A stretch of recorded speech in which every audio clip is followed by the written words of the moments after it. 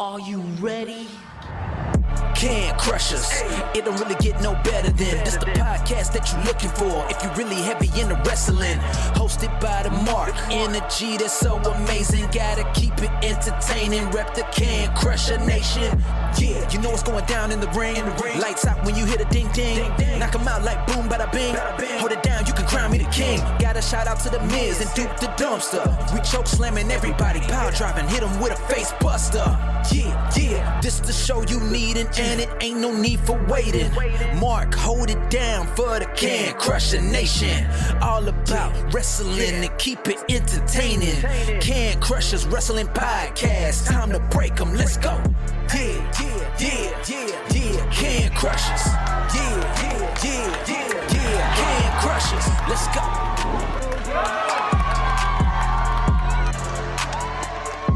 Hi everyone, this is Ringside Rain and you're listening to Can Crushers Podcast. And now, here is your host, Mark the Mark Martinez.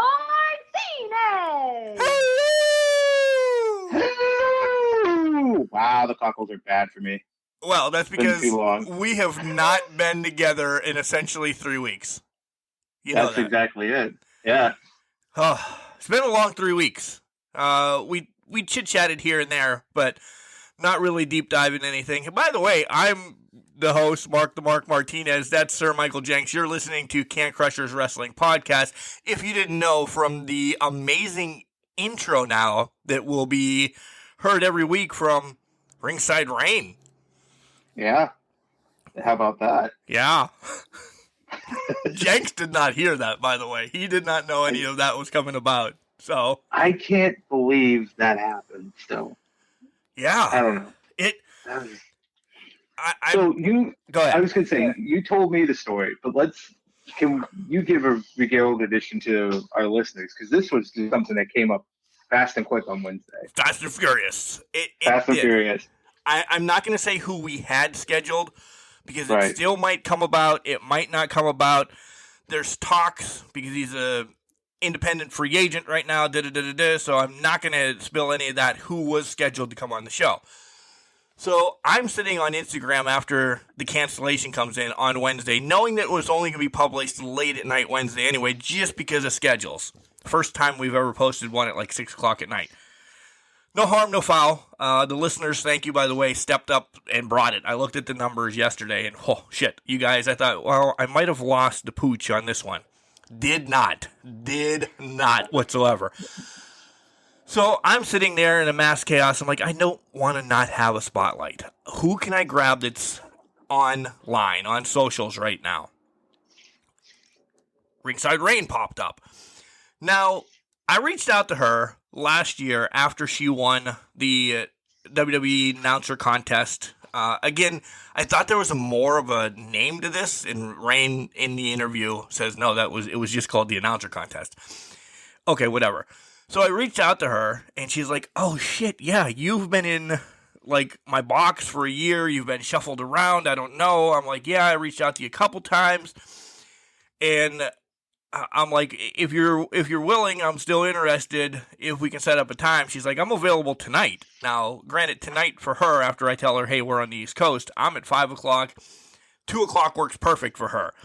It was literally a turnaround of like, I don't know, an hour and a half, essentially, that we, boom, had it set up and we were good to go.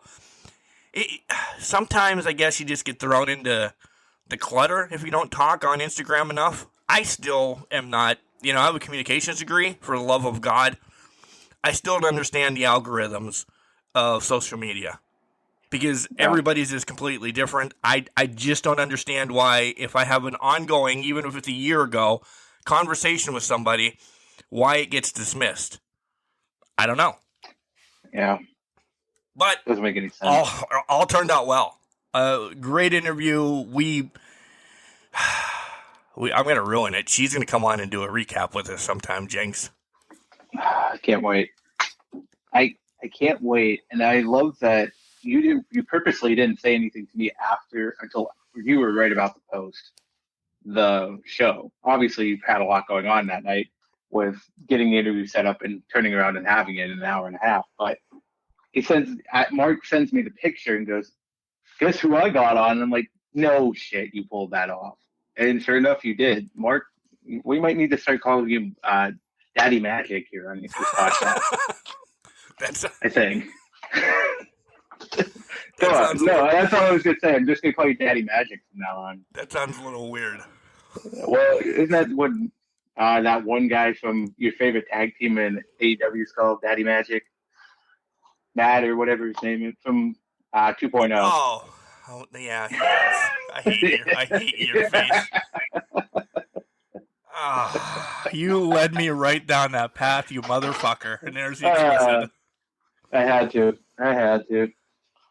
So yeah, that was a great turnaround, and we connected. We she's sending me stuff. This is cool. I'm super excited to have kind of ringside Rain in our back pocket to come on and chat WWE with us. She catches up on AEW every once in a while, but she has a strong love for a couple people in WWE that is creepily weird. Make sure you listen to the podcast. You'll find out. But Jenks, one of the first things she told me is her first match that she saw in the Philippines, she saw John Cena. And I asked her right on air, I said, how the hell did you know who it was? Because how did you see him? She got it. So I think she's got our stupid humor. She passed the test. Yeah, she passed the test. No, it's great. That might be a triple threat for this recap show then. That the viewers might not be able to handle. I know. The listeners, not the viewers, but the listeners. Yeah, because we've tried a couple triple threats, and then some people just don't make it. Yeah. Well, seems like somebody on this call right now did that.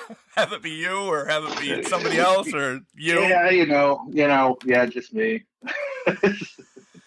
Yeah. So let me ask you. We haven't talked to you before Forbidden Door, essentially. Yeah. We tied, by the way. So yeah. Not that the beer was on the line, but you might have to do something to get a number one contendership match back before you even get the chance to win a six-pack again, because you've just been fucking floundering miserably on your picks. But that's okay. We tied, so I didn't do well either. I'm overthinking them. That's the problem here. But anyways, go on. Yeah. So it's been a little bit since we talked. Last week, no show, and I'll get to that a little bit.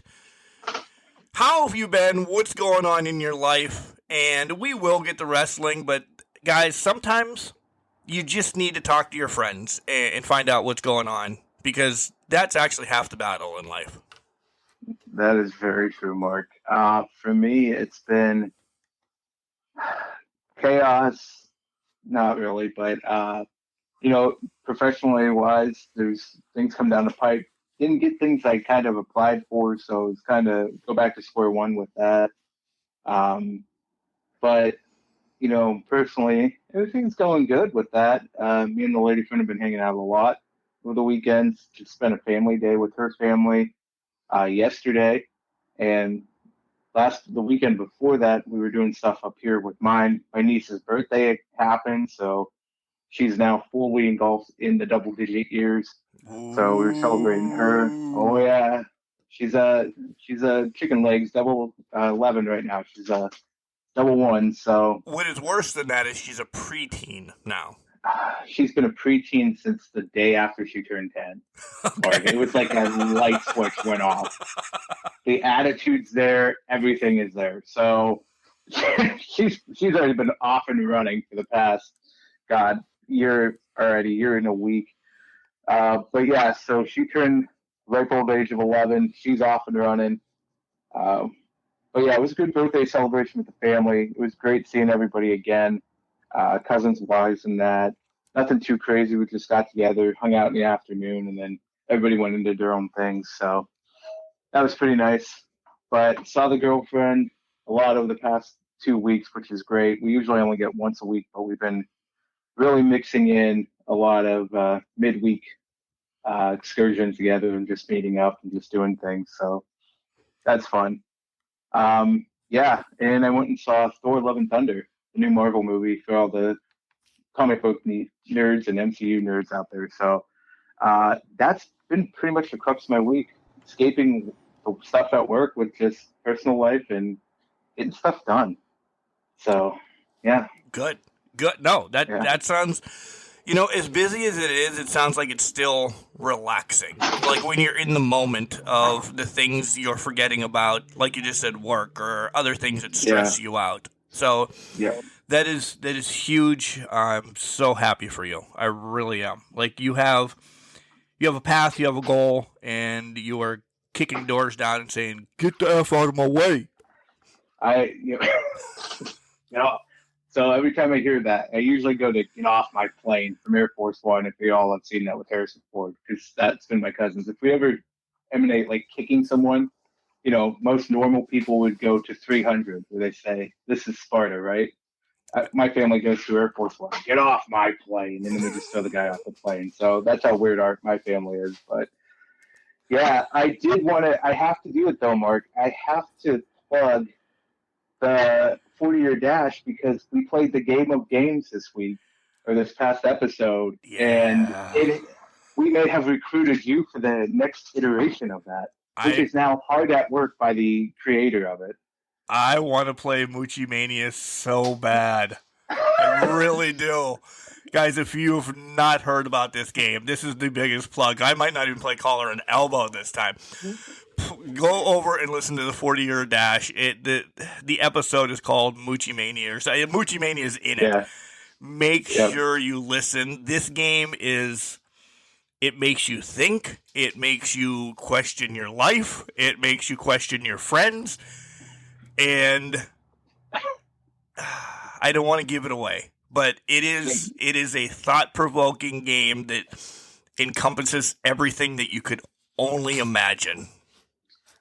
Exactly, and I will say the ending may make you mad, but it's brilliant all at the same time. And I don't say that at all to this master mind of genius, Mr.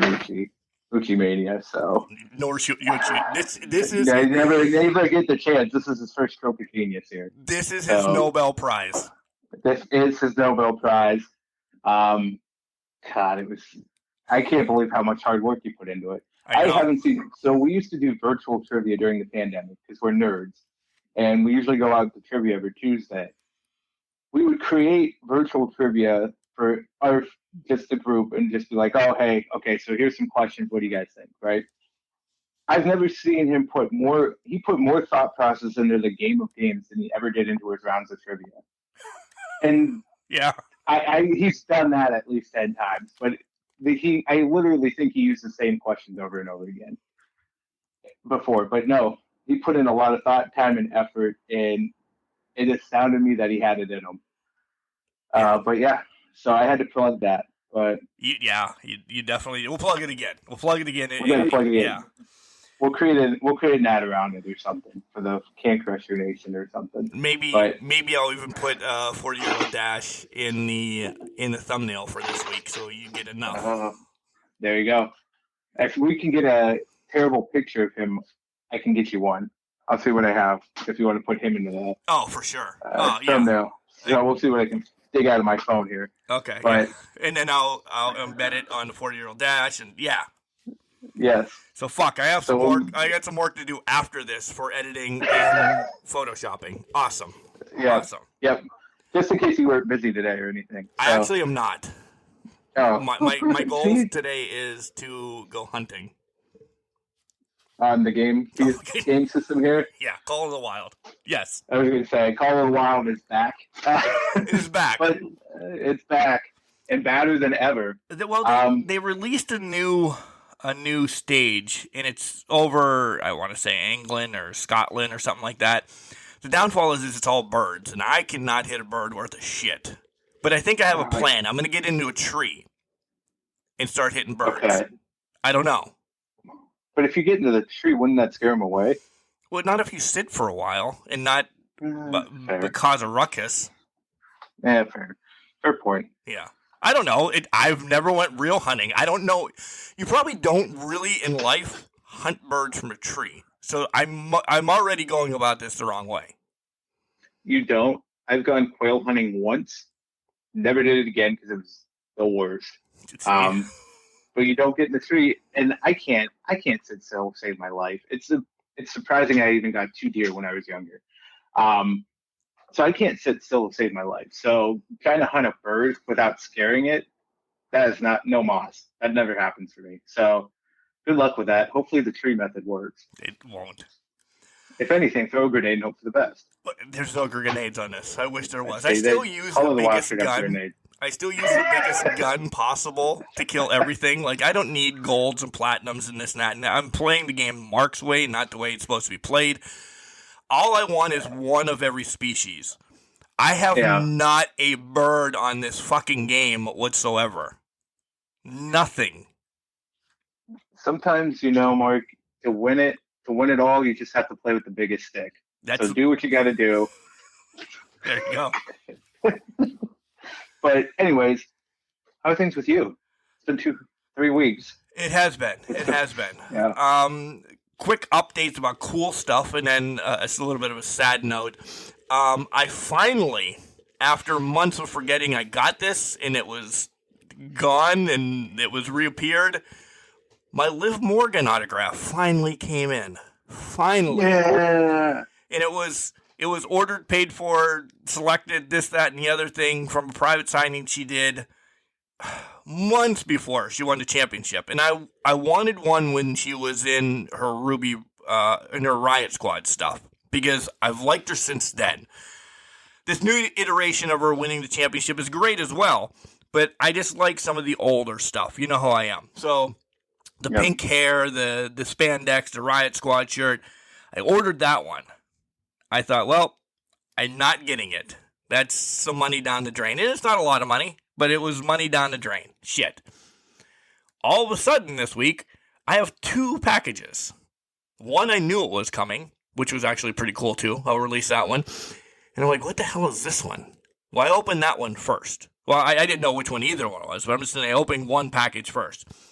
And I'm like, oh my God, it's my Liv Morgan one. Yes! So I'm pretty pumped about that. That was a win this week. And the other one that I got, it is a black and white picture. And in the picture, Bret Hart, Shawn Michaels, Gorilla Monsoon, and Earl Hebner. And it's signed by Earl, and it says Montreal Screwjob underneath it. So now my goal is I need Bret and Shawn to sign this. I already have a Bret. I don't have anything signed by Shawn, but this photo now needs to be signed by both of them. I mean, I can't get Gorilla, but it would have been. But yeah, black and white, and it was when they met up in the very first, spot in the match, head-to-head introductions and everything. Yeah, so that one I'm pretty pumped about. Along with, 2 weeks ago, Mark got 2 new tattoos. I got the start of Alexa Bliss on the inside of my bicep, and completed is the IWC logo. It is also done right next to my elbow. And I love Lauren.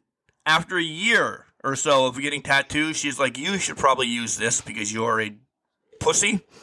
She gave me the numbing agent for the inside of, my arm for Alexa Bliss. Yeah. That was amazing. I didn't even know she was tattooing there. I'm like, Lauren, why have you not told me this before? She's like, sometimes you have to just earn your, pay your dues, or I said pay your dues is a wrestling term, but earn your tattoos or whatever. She's like, but I knew you were going to cry like a bitch on this one, so. Well, she probably wanted to see if maybe it would get better over time. It didn't. If you were having issues, it didn't. And she's like, okay, I need you to sit still for this. So yeah, the inside of the arm has definitely been the worst for me. Yeah. I still have to have Sasha around her glasses. That needs whitened. All of this is like on the inside. So she's like started all this inside stuff. And then the next time I go down, she's going to numb my arm again and finish all the inside stuff. So, super excited that I'll have essentially like 4 tattoos complete. I'm almost running out of room on my arm. So, I don't know. Maybe it's time to shift to my leg. Oh my God, you're running out of real estate here. Well, the leg is going to probably be like MLB, MILLB mascots in the form of Banksy. You know who Banksy is, the artist that goes around and graffiti stuff. Yeah. How hot is that going to be? I'm intrigued. The Trash Panda as a Banksy, Crack Wolf. Definitely not going with Crack Wolf, but there will be a... No. Yeah, I think you have to get regular Sea Wolf and Crack Wolf. We'll talk about that off air. Because that's essentially a no. But yeah. All right, fair enough. But, oh my God, those are going to be great. Those are my wins. As you can tell, I'm not super excited. Last week we didn't have a show. And I did not go to Indianapolis to God of Death, which really bummed me out because we had some family issues and couldn't make it to Indianapolis. These family issues are going to truck on for a while. But let me tell you, folks, sometimes to move ahead, without telling you the details, sometimes to move ahead in life, you have to cut some weight. And that's essentially what's going to happen, and Mark's going to rebound and be fan-fucking-tastic. So, a little bummed out at the beginning, really distraught that I didn't get to see God of Death. But Gary and I have chatted. We're welcome again next year. We can go to Indiana anytime we want to see, Asylum Wrestling Revolution. The doors are open, Jenks, whenever we want to get in the car and make that trip. But I'm more disappointed I didn't get to make a weapon, essentially. That's what I'm disappointed in. Not even the family stuff. Disappointed I didn't get to make a weapon. So I'll say, you're right. Sometimes it's for the best. And honestly, we've talked offline, so we won't get into it here, but I'm always here for you, and you know that. So I'll leave it at that. But then the other thing is, do we get to know what the idea for the weapon was or no? I don't know what he was going to give me. I don't I don't know what if he was going to give me a crayon and a piece of tape, I would have had to figure out something from that.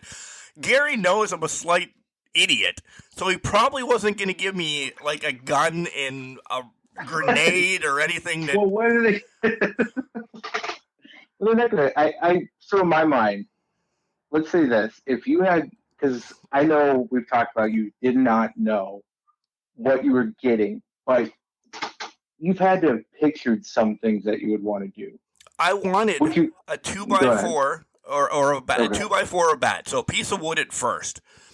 Okay. And then kind of either bend gusset plates around it. Now, I would have had leather gloves because I would have gone to the emergency room before the event probably started. But bend like gusset plates around it and then wrap barbed wire in it. And maybe if I'm getting a little crazy, slide. If you wrap barbed wire in a bat, you can then essentially slide maybe one or two light bulbs in it as well. So something like that. Then you take the initial barbed wire and then the light bulbs blast on you. And then when the barbed wire goes all to hell, the gusset plates are fixed to this piece of wood or bat. So it's not a one-use weapon. It was going to be a multi-use type of deal thing. Okay. What did you picture me making? About it. Well, I did think barbed wire would be involved. Maybe a light bulb. And probably a piece of wood. I didn't even think about gusset plates being an option. And honestly, you took it. My mind, and this is nothing against you, it's just my mind only went to a one-level, one-use type weapon. But you took this to, I'm going to find a way to kill you without, even if the first iteration breaks. The weapon, it becomes a boss in the fight, essentially, in that it's going to take 3 different layers to beat it. But it's probably more than likely just going to beat you instead. Right. I wanted my weapon to be the God of Death, is what I essentially wanted it to be. Not the winner of the match or the winner of the tournament. I wanted my weapon to make the iteration into, like, every other match or so. I would have fixed it in between matches, too, if you asked me.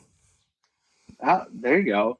So I think you just nickname it Kratos to be after the God of War franchise. Just like there's Barbie. We've had Barbie before. We've had, well, I can think of any other ones, but now I'm thinking of Moppy, even though Moppy was just a damn mop. But it could be an iteration. Just call it Kratos or something, Gussie or something. Gussie would be perfect. Gussie is perfect. Gussie would have worked. But yeah. You're sadistic, man. Yeah. I love it. Yeah. So next year, hopefully, that's what I can put together, or maybe he'll just put on a death match just for me and you to go out, and so I can, not between us, for the love of God, no. God, no, I'm not. No, I'm not into any of that. I love blood, and I love seeing it on others. You made me bleed my own blood.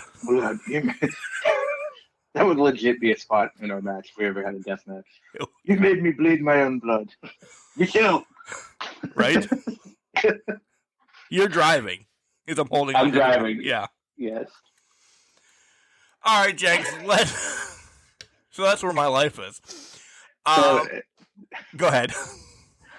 No, I just thought we would have to be in a tag team death match, and then when you start bleeding, you'd have to say that line and have to drive you off in a moped, and that's how the match ends. Yes. That can happen. That can happen. Get another podcast that doesn't like us, and maybe we have a podcast battle. There we go. Yeah. I'm going to call out Ringside Podcast right now, the official from OVW and Impact, Daniel Spencer, and one of his co-hosts. Yeah. They're close to Indiana as well, so this all can happen. We're still traveling more than any of them. They're right across the border. True. We're right there, so we're giving them home field advantage. That's fair. Yeah. We'll set it up. There you go, Gary. That's your setup match, specialty match for next year. But let's talk about wrestling now that we've major fantasy booked any of that. Jenks, a lot has gone on from 3 million to 12 million things. I don't know. Let's talk about Vince first. Yeah, let's. So, yeah. What is it? What's the number up to? I know he paid, up to $12 million. Was it 4 different instances, Mark? I don't have it pulled up right now in front of me. A minimum of 4, I thought. Minimum of 4, yeah. And one was actually, I think the highest one was $7 million, and then the rest were, right. Yeah. His paralegal was never a paralegal, but he went to law school. Throw in John Laurinaitis. It's his own lawsuit, essentially, but he was doing stuff with the paralegal, got fired, got brought back, paralegal's not there. It's funny about what's going on with this paralegal. So I think she's going to be somebody at the forefront real quick to release a lot of stuff. Some have been talent from 2008 to 2012, and then maybe 15 and 16, somebody was there as well. It's messy. It really, and I know we're not really like deep diving into everything because you can go out and read it. The Wall Street Journal released some, and then I think Newsweek has a hell of an article about it as well. Check those out. But Jenks, the writing is on the wall, but when you read this one article, the shares that are public are shares that are public. The B shares are essentially still all owned by the McMahon family. So to me, Vince might take a hit in his pocket, but after reading that he still has all these back shares that people can't buy and whatever, he's going to get through this. Get ready. Here's heat. Like he got through the steroid case era by pointing at people and saying this, that, and the other. Take a hit again for 5 years or so, like he did early 90s when the Gobbledygooker and Red Rooster and shit like that was there. and then rebound and then bring it back. Because I see it already, and we'll get to it when we get to it, about the whole PG-14 era coming back. He's already making steps into that, knowing I might take a hit in money.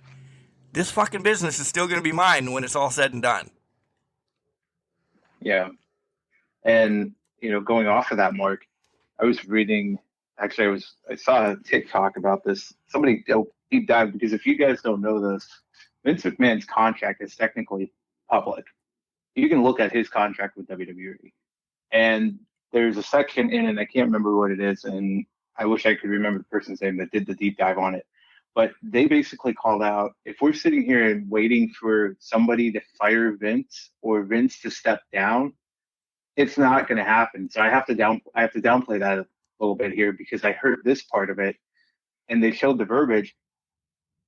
If Vince gets fired, he's going to have them so wrapped up in financial compensation that it would be very detrimental to the company.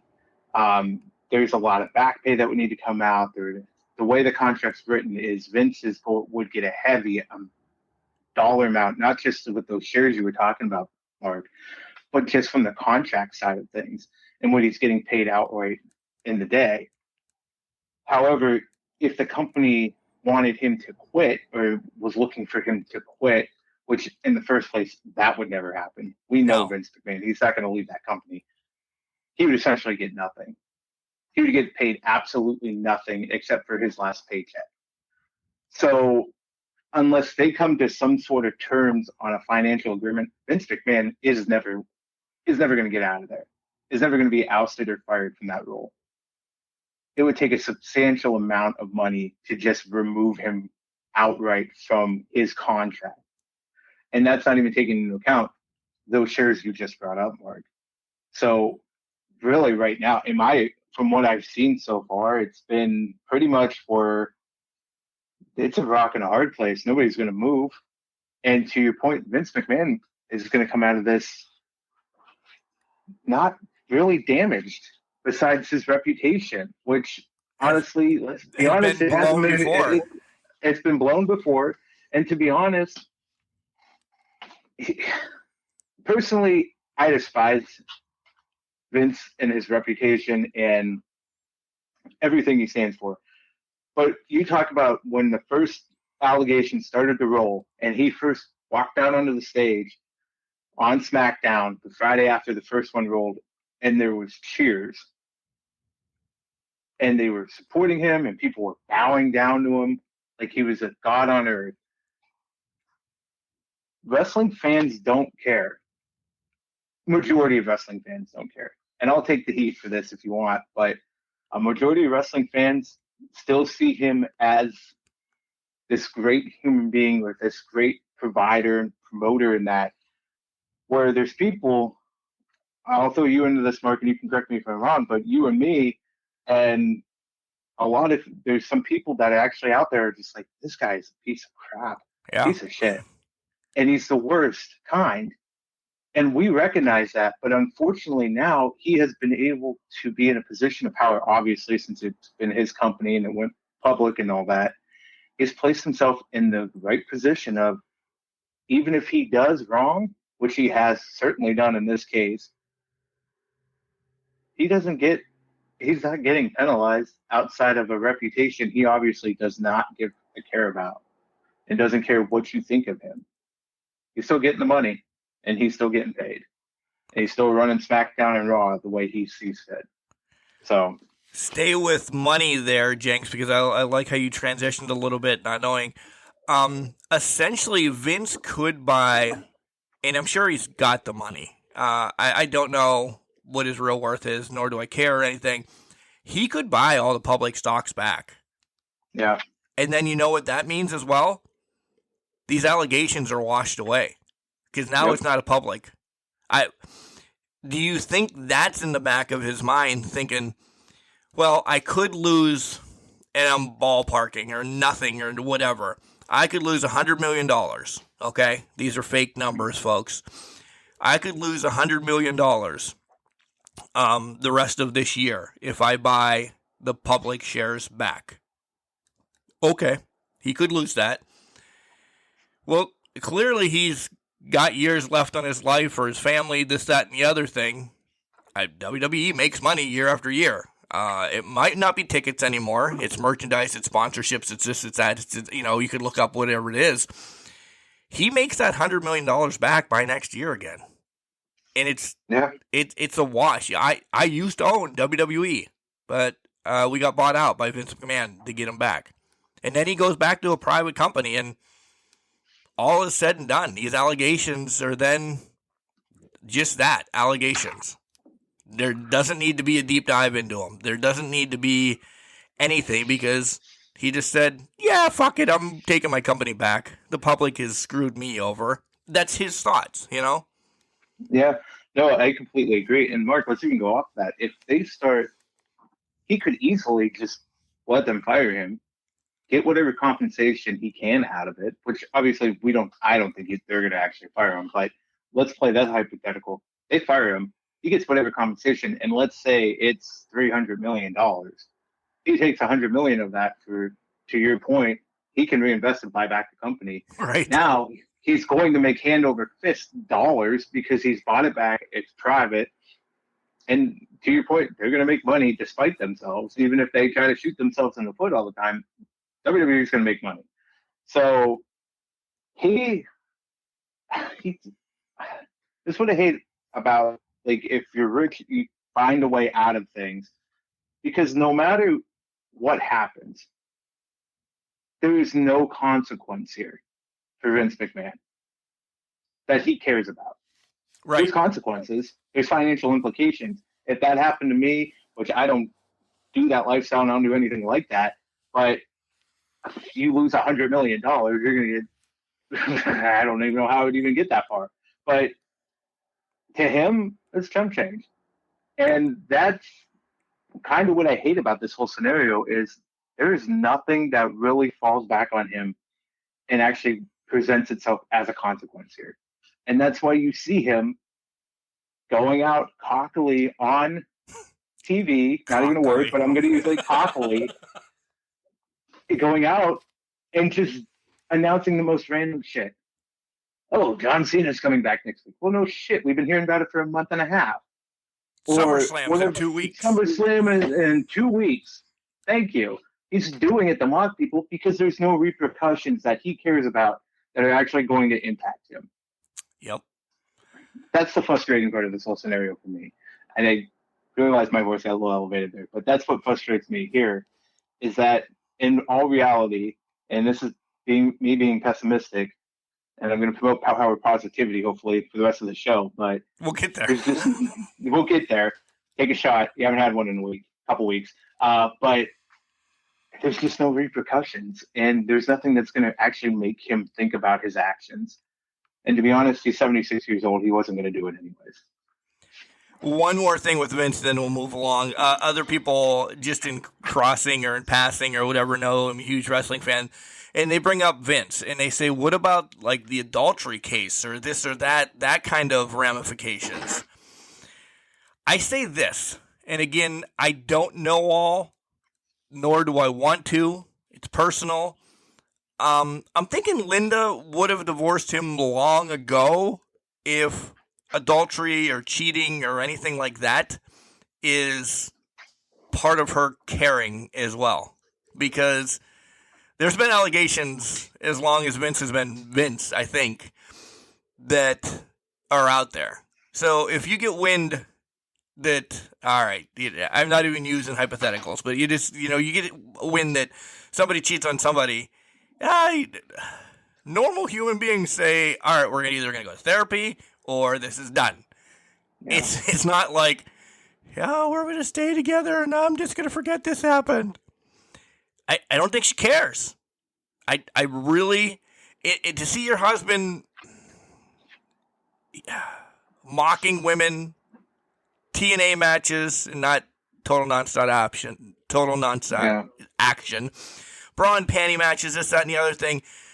I don't know. I think a wife would be like, oh man, that disgusts me. That's deplorable seeing that my husband's face is in Trish Stratus's breasts every week for the last month. Yeah, it's a character, but people still have feelings. Mark Martinez is saying, I don't know if Linda McMahon has feelings and cares that her husband is doing this. She has her own kind of way of life and moving about. And she got a fucking paycheck that's bigger than a lot of people are ever going to know numbers. Money talks. Yeah. And well, let's go off of that real quick. I mean, you're absolutely correct. And we don't know the situation with their private life. They could just be separated. We don't know swingers. That. They could be swingers. They could be anything. And whenever, yeah, you just don't know what people are doing with their personal lives and how they act. So whatever their case may be, and that's probably why she just doesn't care anymore, because their lifestyle dictates that she doesn't really need to. Yeah. And money may talk. So Bailey either agrees with me or not. She's going to go investigate and find out and let us know. Good. But we have a private dick on the McMahons. Maybe we'll find out.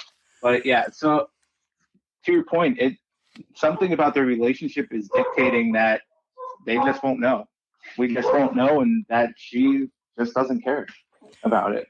And to wrap this up, we don't need to know. That is their private relationship. I stirred the pot for this whole little segment, but that's not our, I don't care if my neighbors are doing whatever. I don't want them to know what I'm doing over here sometimes. Not that I'm creating meth in my studio or anything, and I'm not, but you know what I'm saying. Like, it's just, sometimes things are all right to be left behind closed doors. It sucks that you can't in a publicly traded company, though. Yeah, exactly. Well, and to be fair, before reality television, it was nobody's damn business what happened with people. Exactly. I would say after reality TV, everybody thinks they're entitled to that knowledge, and they're really not. So. Yeah, but people aren't entitled to know shit. You're entitled to live your life. Live your damn life. It costs nothing to just live your life. And be your own. And it also costs nothing to smile. Exactly. Empower positivity. It only costs sunshine and rainbows. Speaking of sun, there's no transition with sunshine and rainbows. There isn't. Let's talk about Sasha Banks and Paige, now open to do some signings. And people are like, oh my God. Reportedly, Sasha's asking, I think it's $30,000 to $40,000 to appear to do a signing. Already booked for one, folks, so somebody will pay it. They will get their money back over it. And Paige as well. I don't know if Paige's is that much, but it's still upper echelon, higher, type of deal thing. Jenks, let me ask you this. Are you all right? Neither one of us are running a con anytime soon. But if you can run a con and you can have all these people come, are you willing to pay Sasha Banks, let's go low end, $30,000 to come to your con? Some people might not like this, but I kind of am okay with it. I'm taking out a loan. If I'm running a con and I know that I can get Sasha, or Mercedes, as she's now going by, I know I can get Mercedes to come to this con. Okay, one, you're not only getting wrestling fans to this, you're now getting the... Mandalorian Star Wars crowd. Yeah. There's a lot of money there. There's a lot of money there. A ton of money.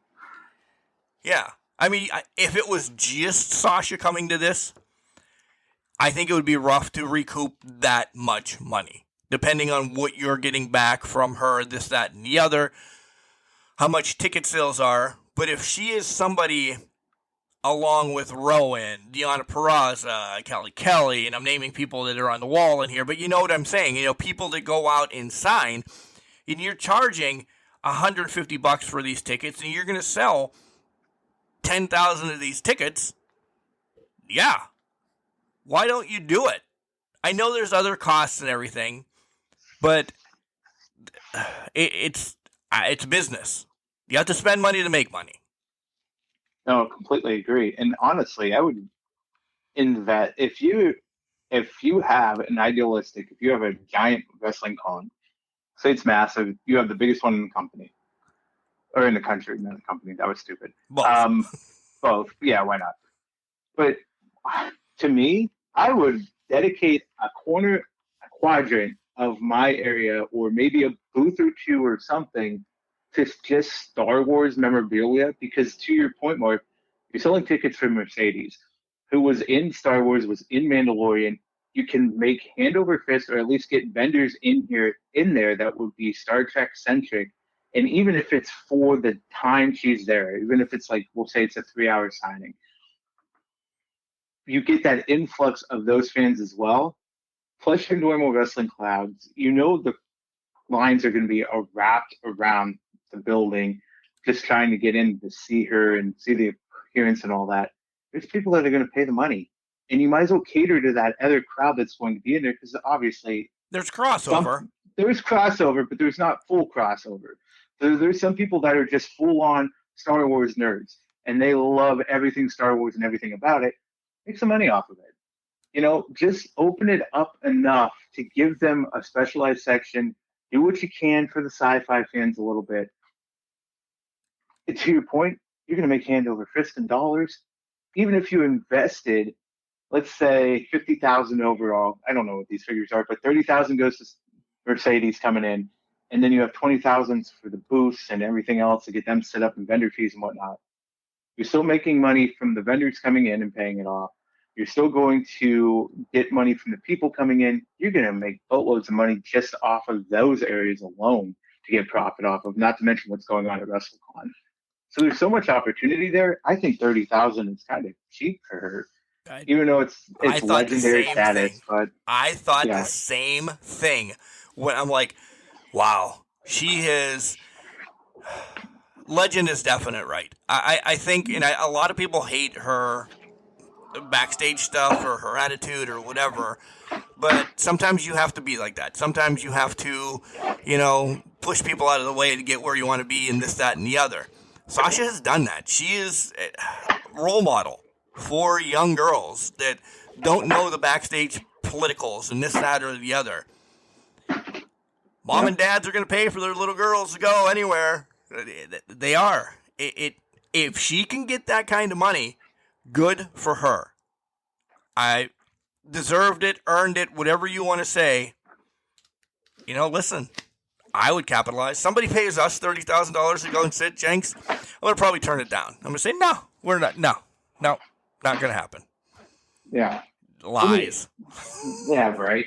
All lies. But let me put this in perspective, too. How long was Sasha with the company? 8 years? 9 years? I bet 10. 10 years? Yeah. Okay. So we'll say Sasha was with the company for 10. 20 before, I'd say 2014, she really came into her own. We're talking about the Fatal 4-Way matches. We're talking about everything with Bayley, Sasha. 2015, she transitioned to the main roster. 3 of the 4 horsewomen come up. So already that's the crux of the Divas Revolution as we knew it. You can include Paige before that, AJ Lee before that, but really that was the big shining moment that they always advertised and go with. So at that point in time, Charlotte, Sasha, Becky were already legends in the business. Whether you count it or not, for what they did at that up until that point, they were going to be legends in the business just because of that moment.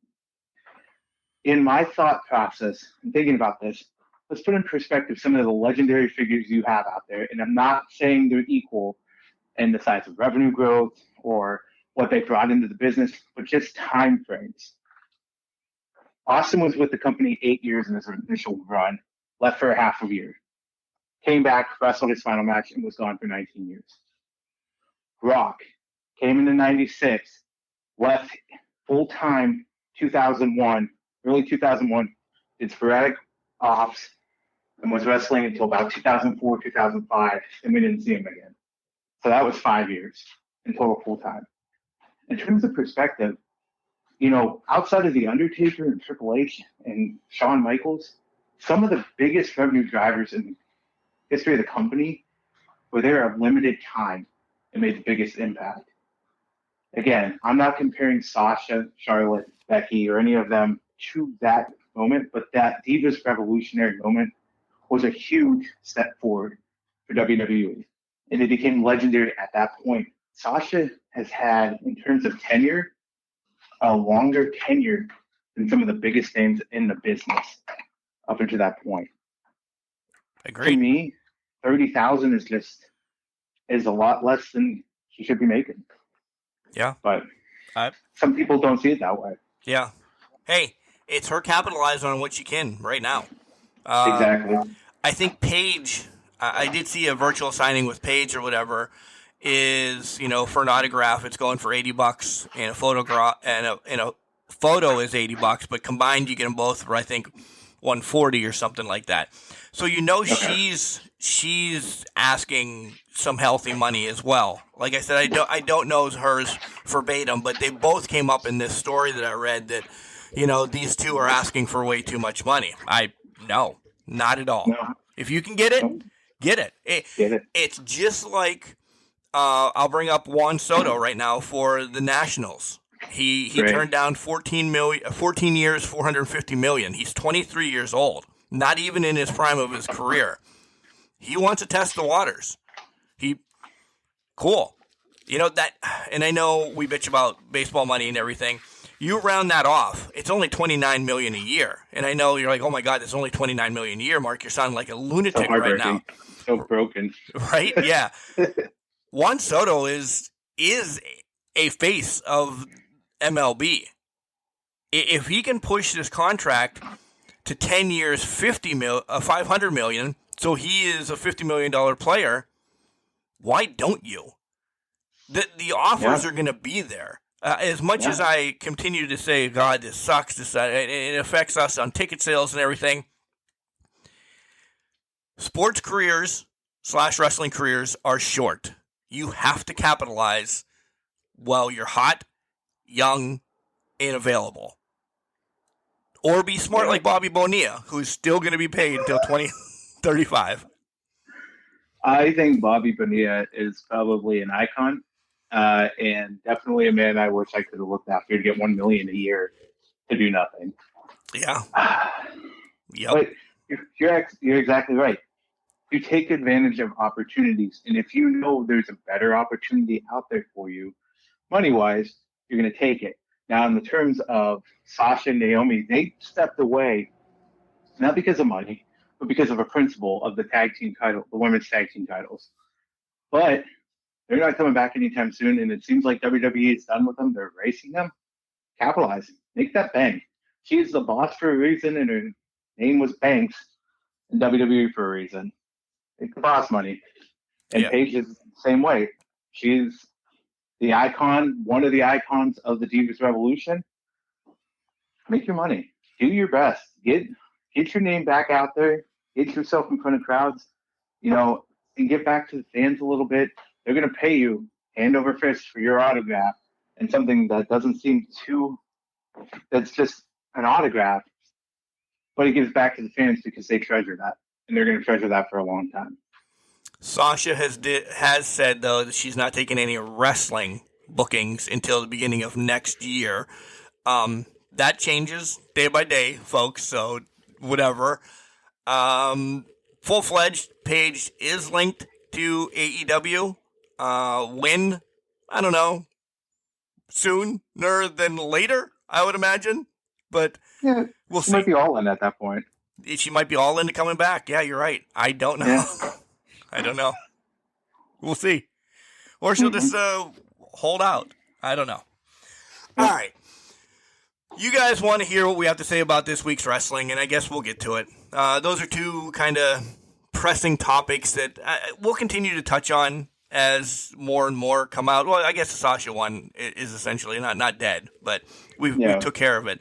But the Vince stuff we'll kind of continue to touch on as more and more comes out. Are we going to hear names? Do you guys want to hear names?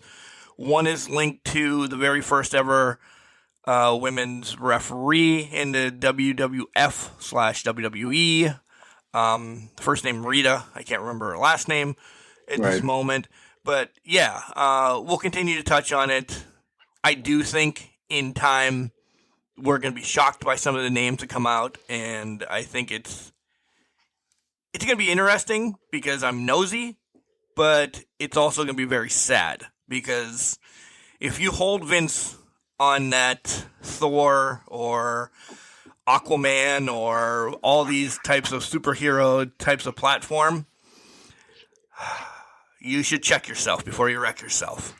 That just slid into my head, and I didn't mean to say it, but it's going to get dirty. Yeah. It's getting dirty. I will say this, though, Mark. For me personally, I'm not going out and looking for the names. If they eventually come out naturally with this whole thing, that'll happen. But for me, the names aren't as important as the activities that happen around them. And I'm not putting down the ladies involved in this because obviously they're a huge part, and obviously they've been wronged severely in this. But to me, if the names stay out of it and it's a private matter for them, they don't want to be ostracized with that. I think that's better for everyone. But I know there's people that are going to hunt and already have their speculations about who they are. But Agreed. All right, this is the time that I tell you to listen to the 40-year-old Dash once again because it's Mucci-Mania. It's the greatest game out there. The second iteration is right around the corner. That idiot that is in the thumbnail alongside the 40-year-old Dash logo, that's him. That's the creator of Mucci-Mania. I'm excited to play, but I also have to tell you about Collar and Elbow. Hats, hoodies, tees, all the cool stuff that Al Snow and his hooligans down at Collar and Elbow have. Releasing some old shirts again, which is really cool. They're bringing them back out of retirement, so make sure you check them out. CollarandElbowWrestling.com and use the promo code CANCRUSHERS, all one word, capital C and can, capital C and Crushers. You'll save 10%. Jenks, when we come back, I'm going to let you choose AEW or WWE first. But let's take a break. I need an adult beverage. Wrestling. A love and a passion we all share. I've started a wrestling brand. The wrestling brand. A brand founded on the aspects of wrestling. Two entities working together to create a product that connect emotionally for people everywhere. Collar and Elbow is the brand. Passion and love for wrestling is the drive. I am Al Snow, and this is Collar and Elbow, the wrestling brand.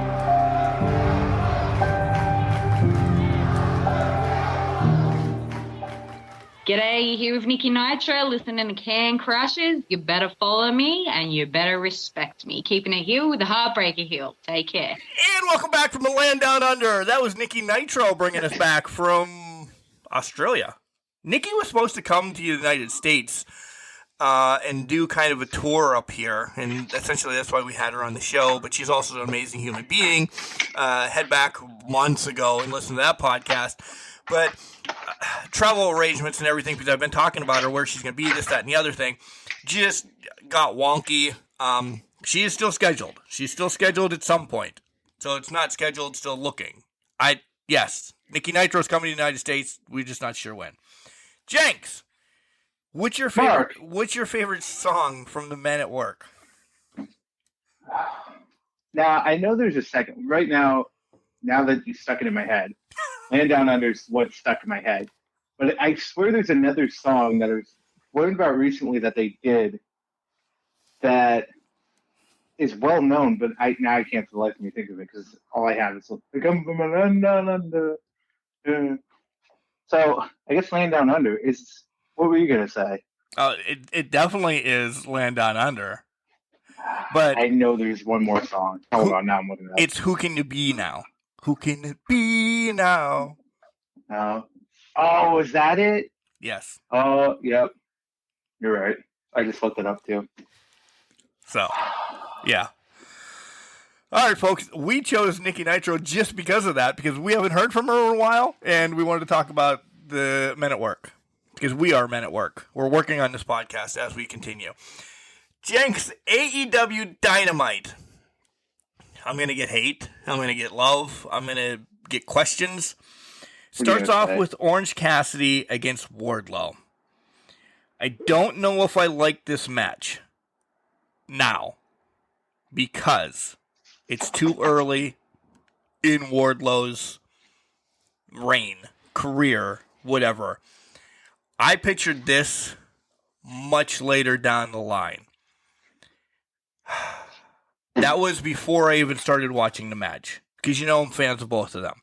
And I'm reading notes verbatim. I wasn't happy that this happened so soon, because Orange Cassidy is a threat from the heavyweight to tag team to everything. And I thought, man, I know we've seen Wardlow destroying people recently, and I understand why. His first defense, I wish it was El Pentago, or not El Pentago. The other one that wears a mask, not Rey Fenix either. Serpentine, or Fuego, or anybody. Anybody. I wasn't sure if I was going to be happy with this, because it was Orange Cassidy right off the bat. I did like some of the funny spots. I did. But I don't like what it did for Wardlow overall. It was more of a surprise powerbomb to get the win. We've seen him try it a couple times in the match. Cassidy blocked it. I wanted to see a title defense that was quick and easy, because now this is what I'm going to think about this run right now, that Wardlow's got the title, and he might have to struggle a little bit, because he's now, air quotes, on that upper echelon. He's out of everybody's shadow. He's by himself. He's defeated 50 fucking people at once. But Orange Cassidy is the one that gave him his toughest fight so far. Wasn't happy about it. I liked it, and I was happy about it. So I'm going to differ from you here, but I do understand your point. I agree. This probably took place a little bit earlier than it should have. Maybe if this happened at All Out or All In, that would have made sense. First big title defense on a pay-per-view, that would have been a good landmark. Cassidy giving him some trouble. To me, and I saw all the hate on this match on Wednesday night into Thursday about, oh my God, they shouldn't be doing this. Wardlow should be destroying Orange Cassidy. There was people actually dissing Orange Cassidy as if he wasn't a threat, as if he wasn't actually a legitimate contender in AEW, and not a legitimate wrestler or anything. People seem to forget 2 weeks ago he took Will Ospreay to the limit. Yep. For the US IWGP heavyweight title. Will freaking Ospreay. So you're going to tell me in 2 weeks he just needs to get squashed by Wardlow? No, that doesn't compute. For me, I liked everything about this match. I like what it did. I also do like the concept that you mentioned it a little bit. This is now Wardlow has to step his game up to the bigger leagues. He's on another echelon. They always say, oh, it's great you got to the top of the mountain, but it's harder to stay at the top of the mountain, right? This is the TNT mountain. Obviously, it's not as big as the AEW mountain. But now Wardlow has to fend off these more legitimate threats and these more legitimate contenders coming forward. Obviously, they didn't factor in Orange Cassidy as, as a long-term rival of Wardlow.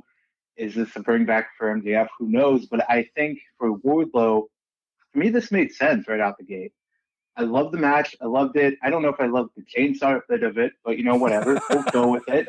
Right. We'll go with Chuck E. T. I did, however, like how the promo that they were going to cheat, and then Wardlow's just like, I don't care. And he shrugs it off. And it was a good way to get Trent and Chuck Taylor out of the match. But to me, I loved it for the fact of this is saying this isn't another Goldberg in this industry, which if you thought he was because of how he's dominating people in that, I hate you if you think he is. I know exactly. You're missing the point and you're an idiot because of what he's done, even the labors that he had to build up for MJF, that should have disproved to you that he was the next Goldberg or anything like that.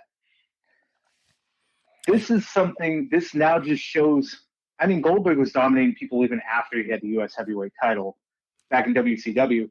I think for me, this was a perfect way to say to Wardlow, great, you beat up 20 security guards, or you beat up this lower level for these people coming in to face you. It's time to step up your game because you're going to have more legitimate shots. And to me, this is exactly what the TNT title needed. We've been saying it for months. It's been devalued since Sammy. Scorpio Sky started to bring it back, but it wasn't fully getting back. I think this helps reestablish it as a legitimate, prestigious title. I'll give you that. For the company. I like that. I do. It's not that I didn't like the match or anything, and I'm not backtracking. I just think this should have been a bigger match. It is essentially where I was then. Yeah, I think Wardlow can have the same match with Orange Cassidy at All Out. I think one or two, and they didn't need to be squashes. So maybe fucking Archer comes out because we know Archer doesn't win anything anymore, or Camarado, two big guys, and he struggles with them a little bit, and then he's got to change. I just think. I think there was money in Wardlow Orange Cassidy that you gave away.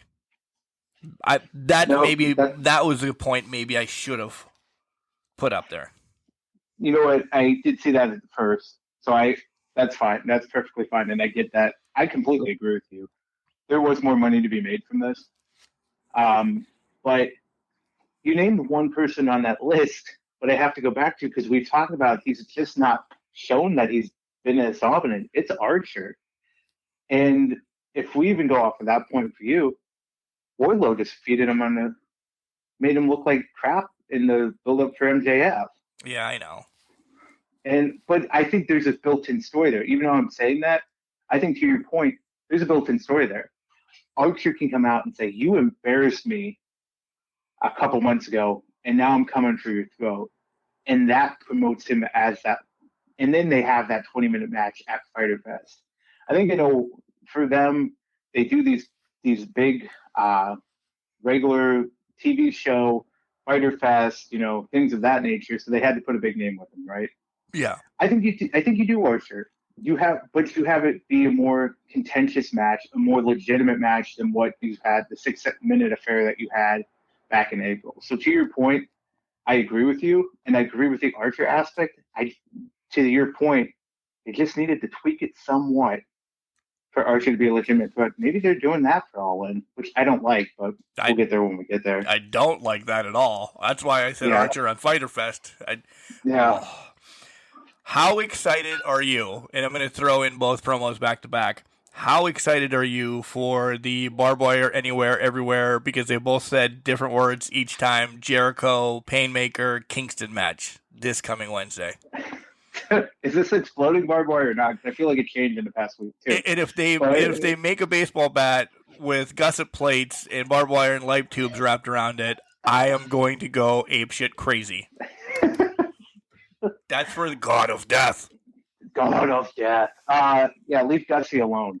Can we hashtag that? Yes. Anyways, I'm kind of excited for it. I think this is going to be I have no stock in Painmaker right now. I'm sorry. I just don't think that he's a Cactus Jack level alter ego, and I don't really find him intimidating or like anything of that nature. But I'm kind of excited to see what they do because I feel like with Kingston and with Jericho, it's going to get pretty brutal. I feel like Jericho's willing to take the bumps, and if it gets Kingston over, I think it's a hell of a send-off for the feud. So I'm excited. How about you? I'm stupid excited. Like, this match, I hope everybody doesn't expect Moxley and I don't know, whoever, Omega. like a CZW match or, like a death match. This is going to be, there's going to be blood, yes, but it's not going to be crazy. But it's going to be stupid, and I'm using stupid as a cool word, as a hip word, that there's going to be enough to talk about this 6-7 months down the line because these two can go.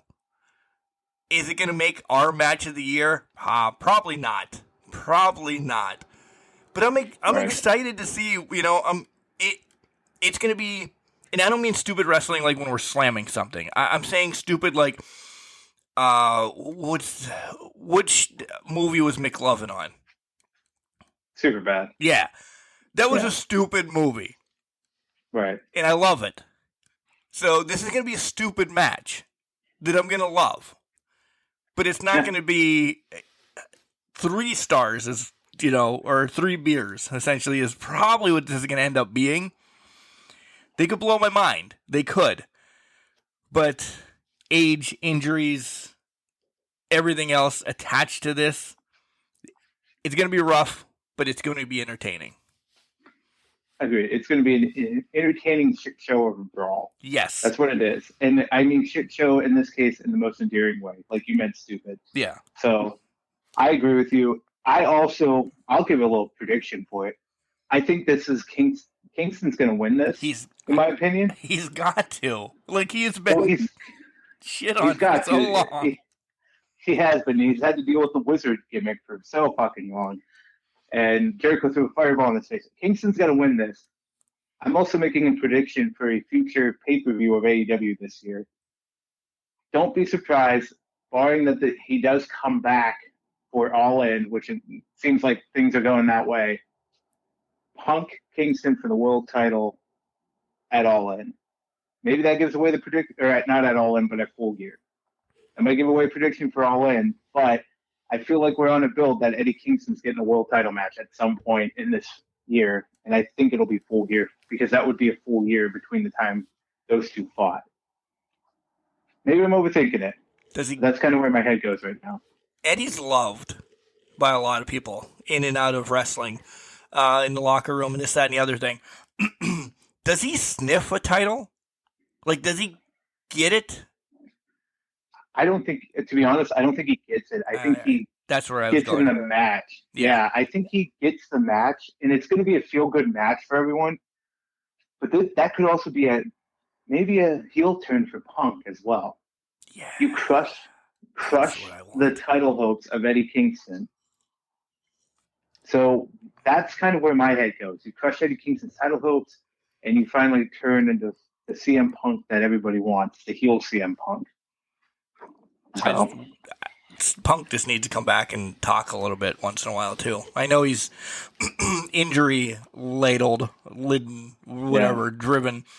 but I think updates or whatever kind of add a little bit to when he's coming back because we don't know. At least referring Cody, we get something from him every once in a while saying, they said 9 months. It's going to be sooner. No shit. Royal Rumble's in 4 months now. That's what we're all pinpointing to. So, yeah, just an update on Punk would be awesome. Yeah. Mox and, Takashi. Thank you. Yeah, Takashita or Takashi, yeah. Takashi. This was a hard-fought match. I without saying that, I mean, with saying that, I don't know what else you can say. You didn't expect Mox to lose, but what Hashi brought was, like I could watch this match over again and again. I think there's something there, but I don't see it trickling to a New Japan person now. Right. When are they going to sign him? Right? By the way, he did his fucking thesis on a German suplex. He wrote a whole thesis. I looked at it to know. I did too. I didn't know what to start with. The German suplex thesis, or when are they going to sign him? No. How do you write a thesis on a German suplex? I need to read this thesis. Yes. Because we're talking, that's at least, I've never written a thesis, but I believe it's at least 100 pages.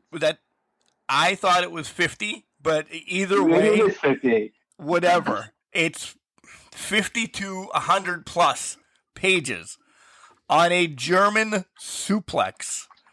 Now listen, in high school, I paid the principal's daughter to write my, they weren't called theses, but they were an essay or whatever about the 1969 Mets. And it's not that I couldn't do it, I just didn't want to. So she wrote it for me, which is fantastic. This is 95. Shit like that can get away with back then. Even with the principal's daughter. It was really cool. I could have done it. She bellied up for $50 and wrote my paper. It was cool. The 1969 Mets, I think she got 10 pages out of. Yeah. That was probably a lot. I would think a German suplex, you may be stretching 10 pages. Maybe. But apparently you found a way. I looked up normal length of theses, 100 to 300 pages for dissertations in that regard. But that was from Harvard, so they're overachievers. So maybe 50 is right. Still. I just tried to look up and see if I could find his thesis anywhere. It's not popping up on the first page of Google.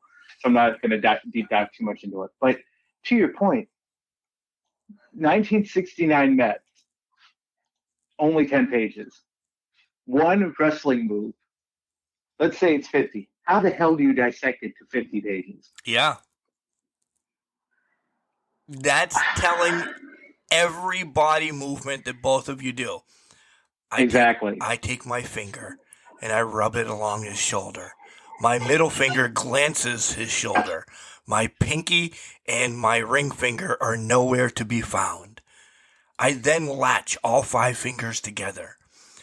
Like, all right, so you're halfway done with the move, and that was 30 seconds. Yeah, and then let's throw it in there. You're obviously talking about any muscle you have to use to lift your opponent for a German suplex. So, I have to engage my hamstrings, my glutes, my core, things of that nature. And then how do you do that? Do you break those down on how the muscles each affect the impact of it? And then how you train them? Yeah. I've never been interested to read a thesis more than just reading this thesis about a German suplex. Agreed. That's going to be something that we need to really, I'll pay somebody. If you find this thesis, get it to us somehow. If Tony Khan's listening right now, because we think they take some of our ideas sometimes for creative, go ahead and send us a copy of the thesis. Can you get one from him? Let's try to get it that way too. Let's get it free. Yeah. This year. There you go, Tony. We will break down this. If we get this thesis, we will break it down in a completely special episode. I will get sponsors for it, more than collar and elbow. I will get whatever I need to do to bring this thesis to life. Because I'm sure other fans were like, what's going on? Or some people are just like, guys, we were watching the match. We were not focusing on this thesis. That's fine too. But I'm sorry, we're nerds. I got to know what this thesis said, and I will do that episode. I will clear my schedule and make sure that episode happens. Yeah. If we get our hands on it. But we're going to try. We haven't spoken a little bit about this whole Christian and Lucha thing since we kind of been off. I love this. I loved Christian kind of by himself hitting on Jungle Boy's mom and sister, which good for him. I would have too. But I love that he got into Lucha's head, and I was a fan of Luchasaurus, but I thought he was cartoonish. He's not cartoonish anymore. I love Luchasaurus. He's a monster now. Christian, I saw this comparison, and I have to agree with it. Christian as a heel right now, at this point in time, is better than Edge as a heel. Oh, yeah. Well, Edge is going to be babyface real soon, Yeah, exactly. But even during his time in Judgment Day and before Judgment Day, Edge as a heel compares nothing to what Christian's doing, and Christian is super underrated as a heel in this industry, in my opinion. He doesn't get talked about enough because he can cut scathing promos and make you hate him like no one else. And it's not just the stupid turtlenecks he wears to the ring and looks like a Bond villain every week. It's his actual words that make you hate him. So I have to agree with that. Also, the comparison of Griff Garrison looking like Jungle Boy brought back so many great memories of Dark Order. I had to give that shout out here. If you haven't seen that clip where they mistake Griff Garrison as Jungle Boy and they recruit him for the Dark Order, it's hilarious. Just go watch it. Brody Lee's hilarious in it. But yeah, Christian, man. So you love the new Luchasaurus. Do we get Luchasaurus, Jungle Boy at All In if he comes back? Or are we getting Christian Cage, Jungle Boy at All In? Both. Well, essentially both, I think. You get one to lead up and then one at. Yeah. I think Jungle makes it through Lucha, and then the payoff is him and Christian at all in. I really do. You're thinking the other way. I agree with you. I guess personally, I would prefer seeing Jungle Boy and Luchasaurus at All In or at a pay-per-view because that's how I envision. If they were going to break apart, I would want to see that match as a pay-per-view match because I think it writes itself. Yeah. And then the build-up, you could build up to the next 2 months of him getting to Christian. And then getting him at Full Gear. But that's not going to happen. I would agree with you. The approach here is at some point in the next, I'm going to say in the next couple of weeks, Jungle Boy's coming back. Yes. And then we're going to see a kickoff. There's going to probably be either Dynamite or major event Dynamite that they have in August where they do a special one-off Rampage. And then they lead up, and then Christian is at All In. But, man, either of those matches are just going to be fantastic in their own rights. Agreed. I'm excited for both of them. I really am.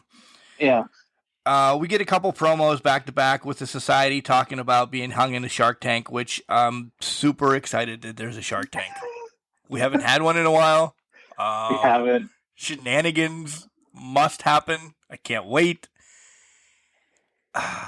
They're right, though. Why did the other two guys get to hang around the ring, but 2.0 and Daniel Garcia have to go to Shark Tank? It's a valid point. I can't argue it. Right. But at the same time, we know what I'm just imagining what they're going to try to drop from that shark cage at some capacity for Jericho. Yes. Or do they break out? Because there was one, was it Jericho that broke out of the shark cage in WWE? I think so. Yeah. Yeah. Either way. Yeah, and then they can climb down because they're a ladder, essentially, to get one of them. Garcia would probably be the first to hit the mat since he's the youngest. Yeah, the youngest, the wrestler out of all of them because the other two are sports entertainers. Yeah. Yeah. And then Fat Society member that I hate, is the one holding onto the top and falls to the bottom of the ring and is essentially taken out by himself. Yes. Why you gotta hate on your namesake, Daddy Magic? I don't know. Did you think that we were going to get a triple threat between, not a triple threat, a six-man match with Hangman and Silver and Reynolds against all of the House of Black? I thought so. I did. It seemed like they were talking about it. And then Hangman doesn't come out. Yeah, so I didn't understand that. Maybe they're saving it for night two? They haven't announced night two, have they? Besides the barbed wire match? Nothing here and there, but yeah. Yeah. I only brought that up is because literally less than 24 hours as of this recording, Julia Hart has been announced to be at WrestleCade. You don't think that's the first spot I'm going when I'm at Winston-Salem, North Carolina, to see Julia Hart? Hopefully she's got her paint on her face and she's still wearing an eye patch. Yeah, I'm excited to meet Julia Hart this year. Full House of Black. Now they're all not there yet. They're all not there yet, but right. Well, no, I meant full on House of Black Julia Hart, not. Yeah. I know they're not all there yet, but let me ask you, well, let's throw this back at you. A year ago, did you think you'd be this excited to go see Julia Hart at WrestleCade? Is cheerleader Julia Hart? Not at cheerleader, all. Not at all. Normal persona? Yeah. Not at all. I figured. Yeah, not at all. I think that just speaks to how well they built her up in that slow burn for her to eventually turn into House of Black Julia Hart. It was masterfully done. I think it just talks to how masterfully done it can be where the long game actually pays off in it. Yep. Hager against Claudio got a lot of "We the People" chants, so that was nice. Did you hear them? Yeah, I did. We knew that was coming. I was going to do a game. I had full intention Wednesday morning to start the match, start a timer for when the match started to the first "We the People" chant. Didn't do it. I forgot about it. But they'll be like listening to a Jason Derulo song and wait till he says his name. Says Jason Derulo. Yeah. That's exactly why I wanted to do it. I wanted to see how fast it would come up. But yeah. So. Yeah, moving along. This is very promo heavy right now. Hook doesn't say anything about looking at a title shot. The only title shot I think he needs to look at right now is the FTR. I want to kind of stay FTW. Yeah, FTR is completely different. Yeah. They're called Team Taz, but Team Taz is completely a commentator now. Yeah. We need to, because Hobbs and Starks are hated. Hook is loved. There's no... It's like a thing of mashed potatoes. Sometimes you get some lumps. Sometimes you get some smooth parts of it. There's no Team Taz. Like this, that faction needs to end and let them all go their own way. You want to put the FTW title on Hook. I think it's a smart thing to do because Starks needs to go at that TNT title or more, or him and Hobbs need to go at, we'll get there. But they're holding Starks and Hobbs back, and Hook is on the right path. Give him that title. Get rid of this brand or organization or group, because they're never together anymore. No, I was going to say, when was the last time you saw Hook associate with even his Starks dad? And Hobbs? Even his dad. I mean, it's easy to say, oh, his dad's on commentary, that's fine, and there's that connection. But for Starks and Hobbs, if you had not, I get you if you dropped someone into the middle of AEW and had them watch from, like, let's say last month, maybe even earlier than that, they would have no idea. Actually, let's go back to Double or Nothing, even before Double or Nothing. They would have no idea that Hook was associated with Team Taz or Starks and Hobbs. Yeah. Going all the way back past Double or Nothing, probably back till April, March. I couldn't even tell you the last time he associated with them. I think it was before he debuted. Yeah. He's hooked. That he's linked to Danhausen. Yeah, I did. He's linked more to Danhausen than he is anybody else. Even his dad. Again. So, yeah, just break him up. Do you like Thunderstorm? Are we getting pushed too much on Thunderstorm? And then Britt and Jamie come out. And I have another question. Is Britt going to take the title back from Thunder Rosa? Because as of right now, I don't see anybody else. Yeah, that's a great question, Mark. I mean, Thunderstorm right now seems... I've always think it was a little forced together. Yeah. I didn't think it was a natural team to begin with. I think you go back to they have a common enemy, so they're forming an alliance to each other. But with Britt, unless they're gonna have Thunder hold on to it until Jade is ready for the title, I think Britt might be the only option they have right now. Unless, also that Paige is cleared. Yep. And she does show up. But until that point, I feel like it's feeling like Britt's the only threat to the title. But even then, I feel like it's Jade's the win. Still, they're just drawing it out until maybe Full Gear, maybe Revolution next year. Wow, or maybe that's super long. If we go to Revolution next year, that's I know, but I don't see it, the collision course at All In. No, I because it's feel going to like, be Athena or Stat. yeah. So it's got to be, it's got to be Full Gear. Well, let me jump over to the next match and then go to the Baddies interview. Okay. We're saying Athena or Stat are going to take this TBS title or give the first loss or something like that. Layla Actually, Gray is now going to be somebody. Yeah. They're hyping her up huge. Yeah. I was going to say, I don't even think she loses to either one of them. I don't either now. I honestly think it's going to be Layla Gray, and I think Stokely is going to end up going with Layla, and Kiera is going to get pissed off and go with Layla as well. Jade's going to be a face. First and foremost, she is loved. She is that. All right, get ready. She's a bitch. She calls herself a bitch. Everybody loves that she calls herself a bitch. She hates everybody. She's using the Stone Cold mantra, essentially, and just destroying people. And they love her. So she can't be bad for too long. Or she can be bad, but she's still going to get the love. You need to capitalize on that. You need to get somebody that is fucking despicable and repulsible. Is it going to be Kiera or Layla? I think Layla's getting built for something. She has to be, because that's the only reason. There's so much distrust within that organization. Maybe you're right. Maybe she is moving towards a baby face. So let's go off of that then. If that's the case, then maybe Britt does win the title in the coming months, and they lock horns at Full Gear. Yeah. Because why would you throw another? Thunder's still a baby face, still a face. Why would you throw a face at a face if that's going to be the case? Why did I rhyme that? I don't know. Good Lord.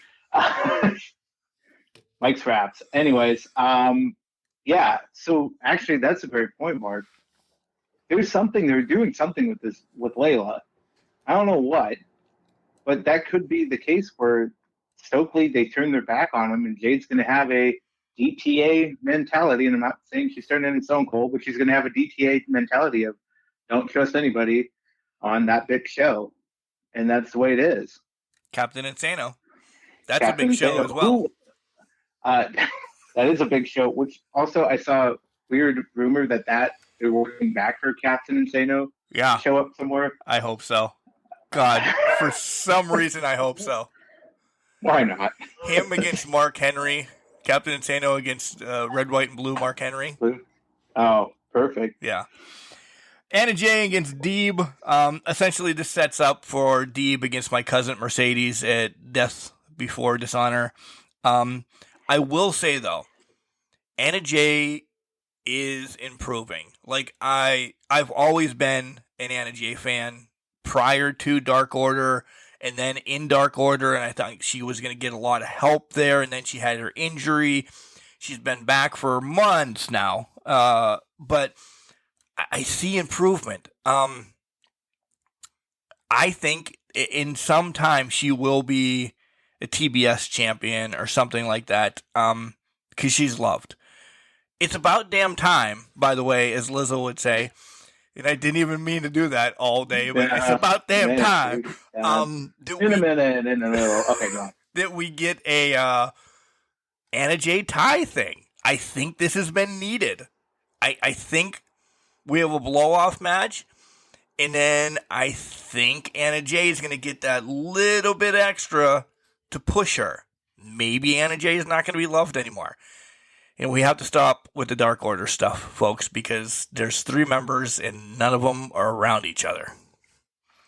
Well, it's not even close anymore. I mean, Anna Jay's gone back to her former ring attire. She doesn't even have, besides the hand signal. Yeah. She doesn't I can have do a the hand tie-in. signal. Yeah, I do the hand signal. Yeah. So I would agree, unless they're doing something else. I could be fantasy booking that, unless there's something else going to be on the horizon for the Dark Order. But let's not go down there.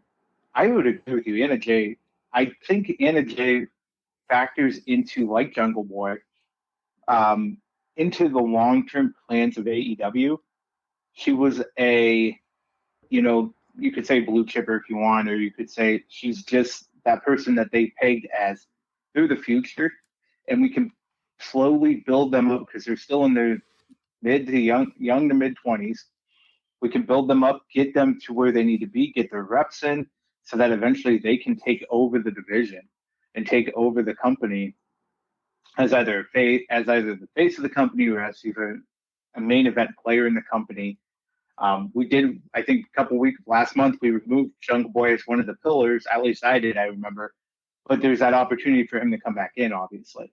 So I think you're right in the sense of she could be coming into her own here in the next few months, several months. I don't think that TBS title, if she gets it, is going to happen till before next year. But I agree with that. Yeah, I feel like you're right. She's coming into her own. There's still little things in her game that obviously she needs to learn, but you're still learning until you're done and retired in wrestling, to be honest. I assume anyways. But I want to see where she goes. But yeah, they had to build up Deeb. Now, do you think Deeb has the chance to overthrow your cousin? I hope not. I hope not. But Deeb would be, I think, like first AEW, NWA, and ROH champion ever. I mean, I will wave her flag all the time. Like, deserved, right. Yes, yes. But I think that Mercedes, because as you see, Claudio is going to trickle to ROH a little bit. I think Mercedes is more of the ROH style than Deeb is. Right. I think Deeb is, get ready, like Randy Orton. She could be around a title hunt whenever she wants it, but she is just there to decimate people and have cool storylines. And like she is Malenko-ish with all her moves and everything. Deeb never needs a title, and I will respect any feud that she's in. Mercedes, as much as I love my cousin, kind of needs that little bit of a stroke. She's been done dirty through independence, and fuck, her NXT run was abysmal. And so to transition, to ROH in her run with some of them, plus Mercedes is a little bit, I think they may be close to the same age. She's not going to be lingering around a lot. So Mercedes is going to be ROH for now, and then in time, who knows? I think there's more plans to get more women in the ROH group, this, that, and the other. Waiting for some contracts. Does Paige trickle over to there? Does Naomi sign? Naomi's got a lot going on with her. She's got a ton of ties in WWE yet. Essentially, we haven't heard that she's released. She's erased everything from WWE from her socials. I mean, there's other, younger women that I think fit ROH more. So my long answer is I think Mercedes keeps it, and Deeb is just a great story for Mercedes right now. Yeah, I would agree with that. And you're absolutely right. Deeb is someone, she's your ace. You could pluck her into anywhere, and she'd have a great feud. You pluck her in with anyone, she can translate her style to put that person over and to make those matches believable, make them feel like she is pushing them to the absolute limit of what they're doing. But in the long and short of it is, I agree with everything you just said, because you're right. They're going to build out that ROH division. And until that time, Mercedes might be the best person possible to lead a charge as their champion. Yep. So it's just a matter of time before contracts come due and they can start plucking the women that they want for ROH and put them into that company and put them in there to build up a very stout women's division. Just saying, I know there's a lot of baggage and I speak of her all the time since the time I met her in South Carolina, and then in New York City, and then in Pittsburgh. Tessa Blanchard is back in the ring. If things are okay, I think this is a fit, 100% for ROH. Will it come to fruition? I don't know. Does Mark want to see it? Oh yeah, hell yeah. This baby steps. I think it's baby steps, but she's back in the ring now. Yeah, I will just say this. She has to avoid shooting herself in the foot. Yep. She keeps doing that. Maybe she comes into wrestling with a muzzle. A prominent wrestling, I'll put it that way. Maybe she is... You are not allowed speaking. Sew your lips closed for a couple years and just do work. But there's a lot of talent there. There's a ton. On to the main... has to be good. On to the main event. The Bucks against Swerve in Your Glory against Hobbs and Stark. I'm not shocked. I'm disappointed. I'm happy. And there was an injury, so maybe that's why we're not going to get the match that we wanted yet. So let me wrap all this up. Matt was hurt. Maybe it's going to be longer than we think. Because I think myself and you, speaking not for you, but just thinking, we wanted FTR against the Young Bucks again. Shocked that they gave it to Swerve in Your Glory, because I personally don't know, or maybe it's me. I don't know if they're over yet. Are they going to be a huge transition? Yeah, because when are we going to get the blow off between Swerve and Lee? And disappointed, I think I'd rather have seen Starks and Hobbs win this. I've been wanting Starks and Hobbs to get the tag titles for God knows how long. So I would agree in the disappointment of it, but I think you're right. This is a huge transition title match. I think maybe they get it next month. Starks and Hobbs beat Swerve and Strickland in a blow-off match for this feud. Because they're already talking it up. It's got to happen at some point. I don't think it would be all out, but maybe it will be for them. And going off the Young Bucks FTR, I did read somewhere that they hadn't even started considering a Bucks FTR third match. I know. I read that too. What? Why? It's money. Yeah. Why are you not? But, which that baffles me, but okay.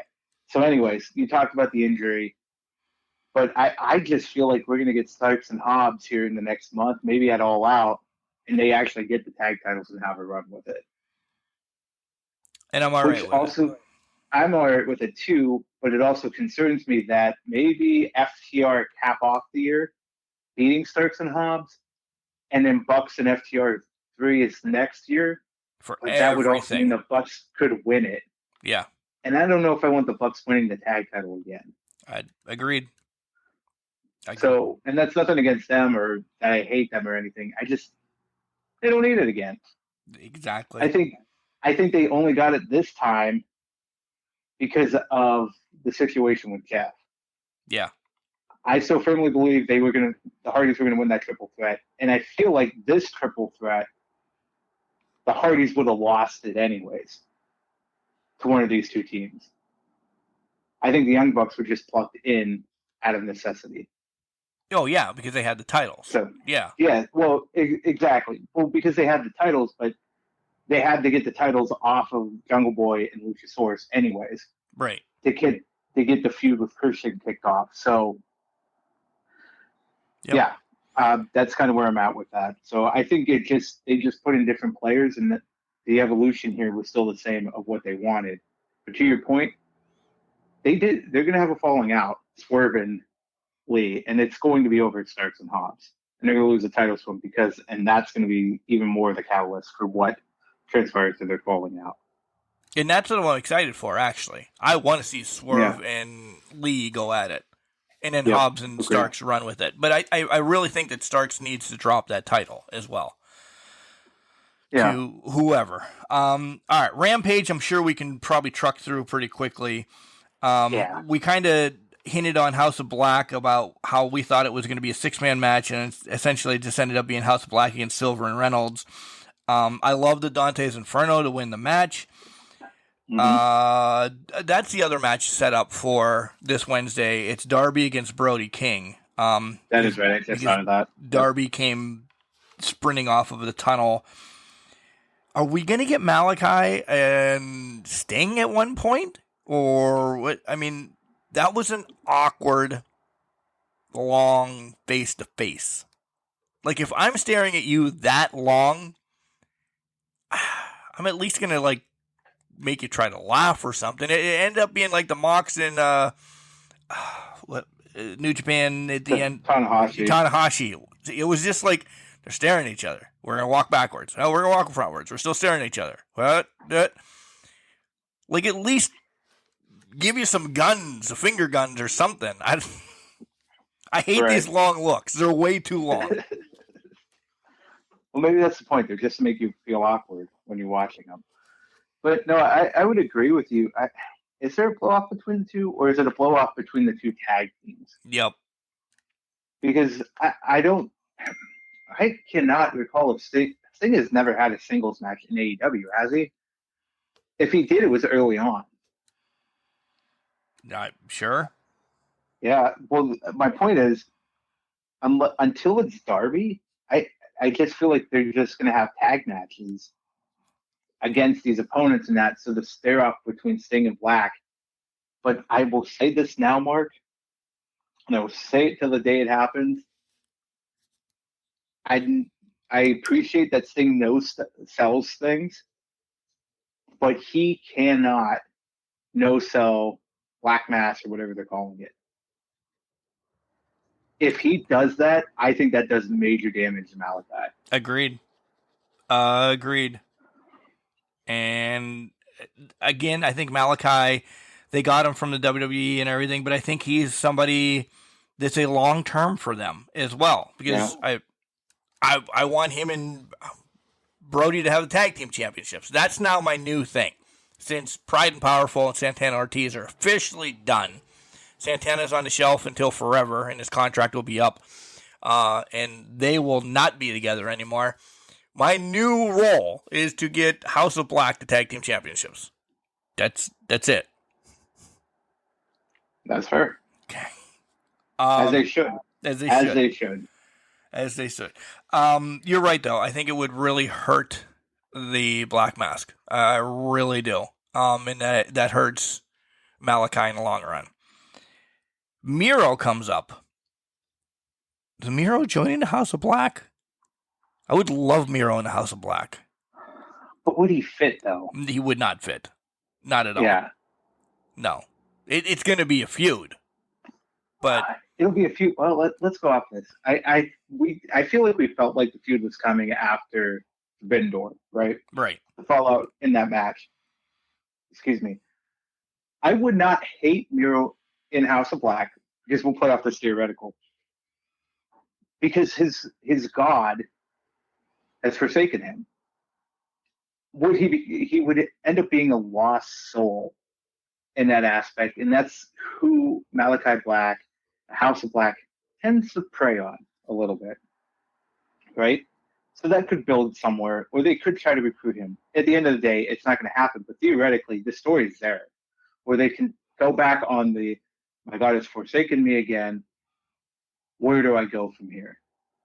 And that's where he could get into the House of Black. Obviously, not going to happen. We're going to get Miro versus Malachi, which is something I've longed for a long time without even knowing about it. We're getting back to this point of we're getting matches we didn't think we wanted to see, but we actually do want to see. Yep. We're getting them fast and furious. And this is another example of that, of we didn't think we wanted to see this until we put them both in the same match, and we're like, we need this match, and we need it bad. So I'm excited for Miro in Black whenever that does come forward. Yeah, I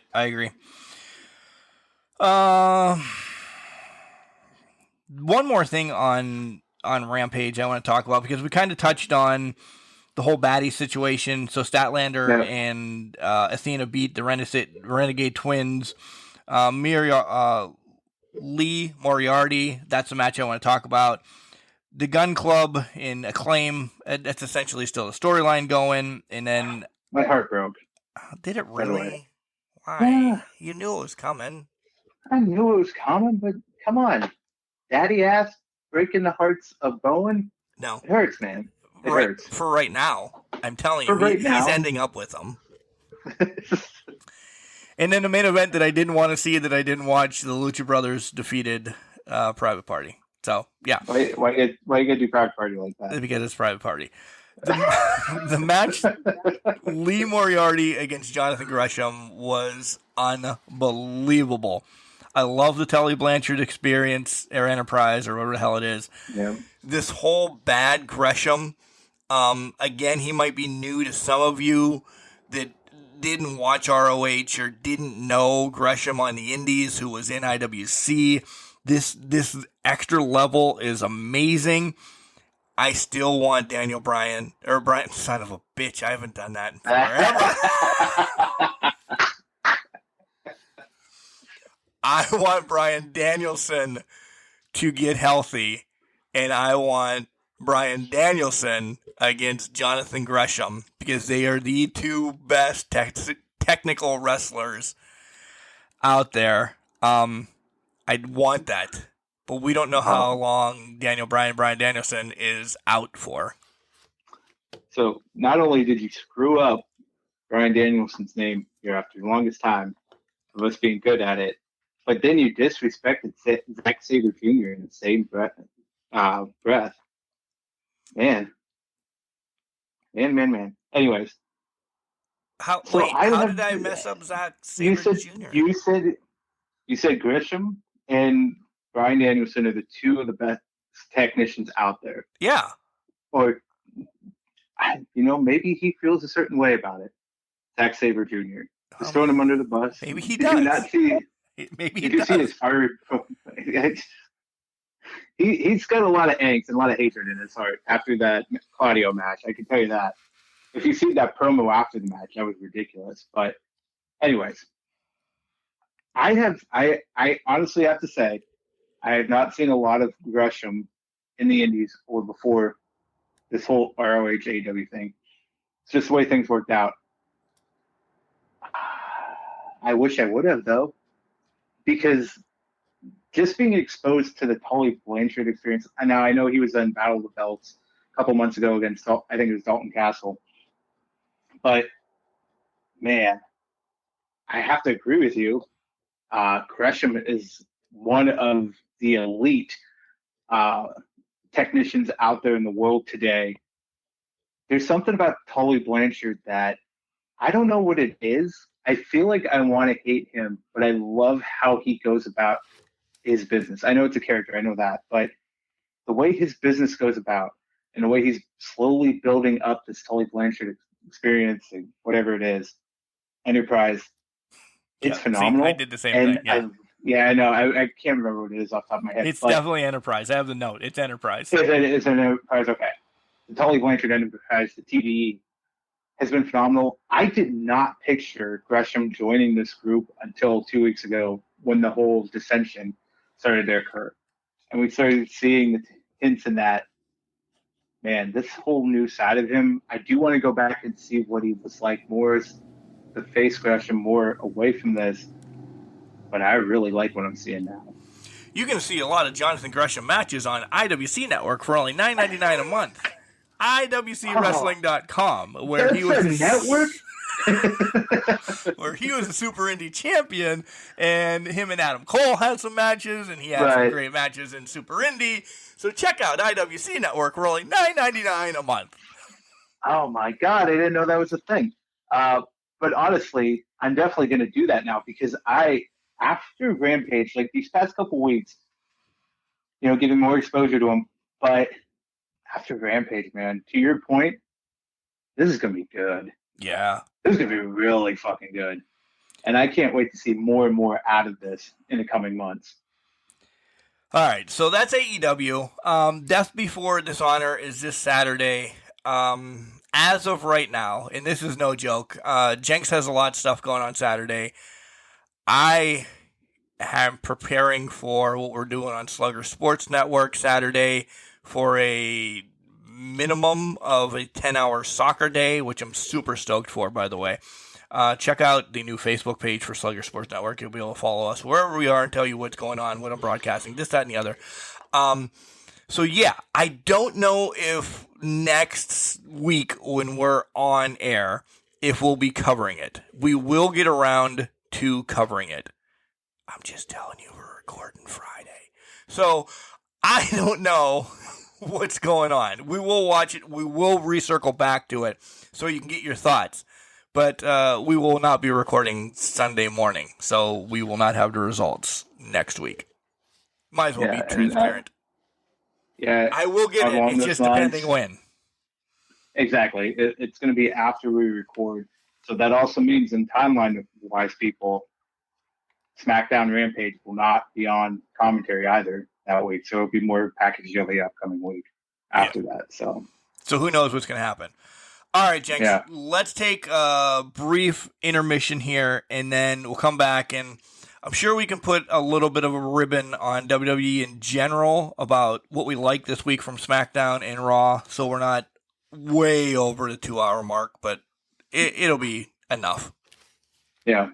This is Impact referee and senior official of OVW, Daniel Spencer, also host of the Ringside Podcast, giving you a message that you should absolutely, without a shadow of a doubt, never ever listen to Can Crushers podcast because it's trash.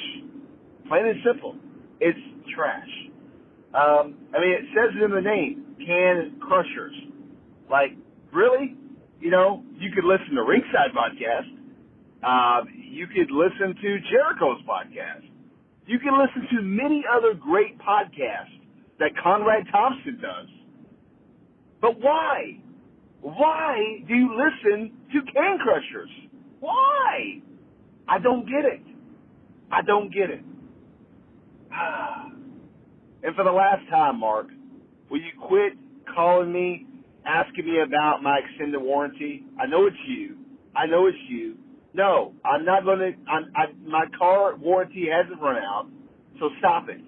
I know it's you doing those calls. I know you're behind them. All right.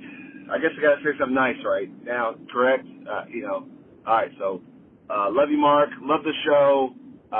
You're listening to Can Crushers podcast. And, so crush it. Welcome back to Can Crushers podcast for the WWE portion of our agenda today. So that was Daniel Spencer that brought us back. I guess he's ready to have that death match that we challenged him to next year. He's coming back. He's coming for us. He is coming for us. Jenks, only hot topics that we want to talk about on WWE this week. Do you want to go first? Call it in the air. I can go first. Good. Because you were going first no matter what. Well, the first hot topic I'm bringing up is, do we really need the shenanigans around the women's title match, the Raw women's title match? Can we just get it, Becky versus Bianca, and just announce it already? Like, why are we playing games? Quit playing games with my heart. Exactly. Can we just announce it, Bianca and Becky, and move on? I don't know why we're playing the count-out game right now. Is Becky getting it at SummerSlam? Well, it's a week away, so I guess yes. Yeah, I don't know. I don't know either, because maybe she's not, but that seems the way the storyline's going, because they put Asuka in a whole other feud, in a whole other area of the thing with Bliss, Nikki, and Doudrop. So yeah, separation. So I assume we're getting Bianca and Becky 3. To me, if that's the case, then I think Bianca needs to be Becky in 26 seconds. To end this. I am almost ready for it to be ended. Like, next week would be it needs to be the end. Can they rebound and rehash something in a year or two if one of them are champion, yeah. If Bianca's going to be your face going forward, okay. But, Jenks, let me do this. Who the hell else does she have to defend against? You're now taking Bliss and Asuka out of this. Yeah. Is it time? I know I keep saying yeah, but it's getting my brain to catch up with me because it's not full blast today, guys. Is it the build-in time to get them to the draft that's inevitably coming so that they can shake up the rosters a little bit? Because if that's the case, that seems like missed opportunities if we remove Asuka and Alexa before they have any opportunity to challenge for these titles. Yeah. But there's my yeah. I agree. There's your yeah. But on the flip side, maybe they've pinned one of them or both of them to be the person that dethrones Bianca. So they have to bide their time because they're not going to take it off Bianca right away. Because in my opinion, if I look at this, those are your two legitimate threats to beat Bianca. Outside if they push Ronda on us again. But I feel like I really don't like the way this is going to end for Liv, to be honest. Yeah, but damn it. The only person left, yeah, you know exactly where I'm going. But the only person that I can think, it's only those two. Those are the only two legitimate ones that I think could beat Bianca besides Charlotte if they re-enter her into the fray. But who knows when she comes back. Rumors, as of this morning, Bayley is at SummerSlam. Clearly not in a match or anything, but she makes her presence. She's a free agent. She could go after Bianca. Does she? Do you think she goes after Liv or Ronda? I don't think Ronda wins because of something. I think Ronda is not having this title. I think you think the other way, that Ronda's getting it back and this was just a test for Liv to see when she gets her Mania moment or something like that. I don't. I think they're going to let Liv have it maybe till Rumble or something like that. I think this is Bayley's spot. And no disrespect to Becky or Bianca. We need a change. We need somebody fresh now. Because those were your champions for the last essentially 3 years. Becky and Bianca. I think it's Bayley. I don't know. There's possibilities. But that's the only other person. Like, Asuka, I don't know. Alexa, yes. How many times has she had it, though? Are they going to push her to get more heat on Mark? The Sasha stage, where Sasha's had it now 7 times. It really never did anything with it. Alexa's reigns weren't that great either. I don't know. Like, there needs to be a shakeup. There really does. There needs to be different feuds. I am tired of Becky and Bianca. If there's a title change, this continues at least another month. So Bianca has to win quickly. Yeah. I completely agree with you. And you know what? You made a lot of great points. I think, to your point, if Bayley is coming back, is it SummerSlam the night after? It doesn't matter. But she will quickly have to establish her dominance over Bianca. And there's a storyline there. Yeah. There's a feud built off of that is perfect and right for picking. So you know what, Mark? I think I agree with you on that aspect. It could be Bayley is just coming back and aiming for Bianca because of the injury. Because she has been on the show for, what is it now, 14 months? 13 months? All of, yeah. Yeah. So you were probably right on track with that one. we're just going to loop everything together. As for Liv on the SmackDown side, she's always going to be your underdog champion. So no disrespect to Shotzi or Raquel or somebody like that. Liv is going to be a transitional champion. Yeah. I do think Raquel takes it off of Liv. Okay. I do. Is it too soon? Maybe it is, but you saw the love they have for Raquel. There's love there. They need a bigger body, somebody that's going to destroy a little bit. I don't know. As of right now, that's my thought. Liv's always going to be that. She's going to struggle to beat Shotzi. She's going to struggle to beat this one, but she's always going to get that roll-up victory or some kind of quick submission or something. Take an ass beating. The whole Ricky Morton thing of the Rock and Roll Express. Take an ass beating, tag out, catch a breather, come back in, get his ass beat. Oh, double drop kick, over. That's going to be Liv. She's not going to have this 95-0 awesome run because that's her whole character. No, that's fair. I would say if it is Raquel, I would push her to.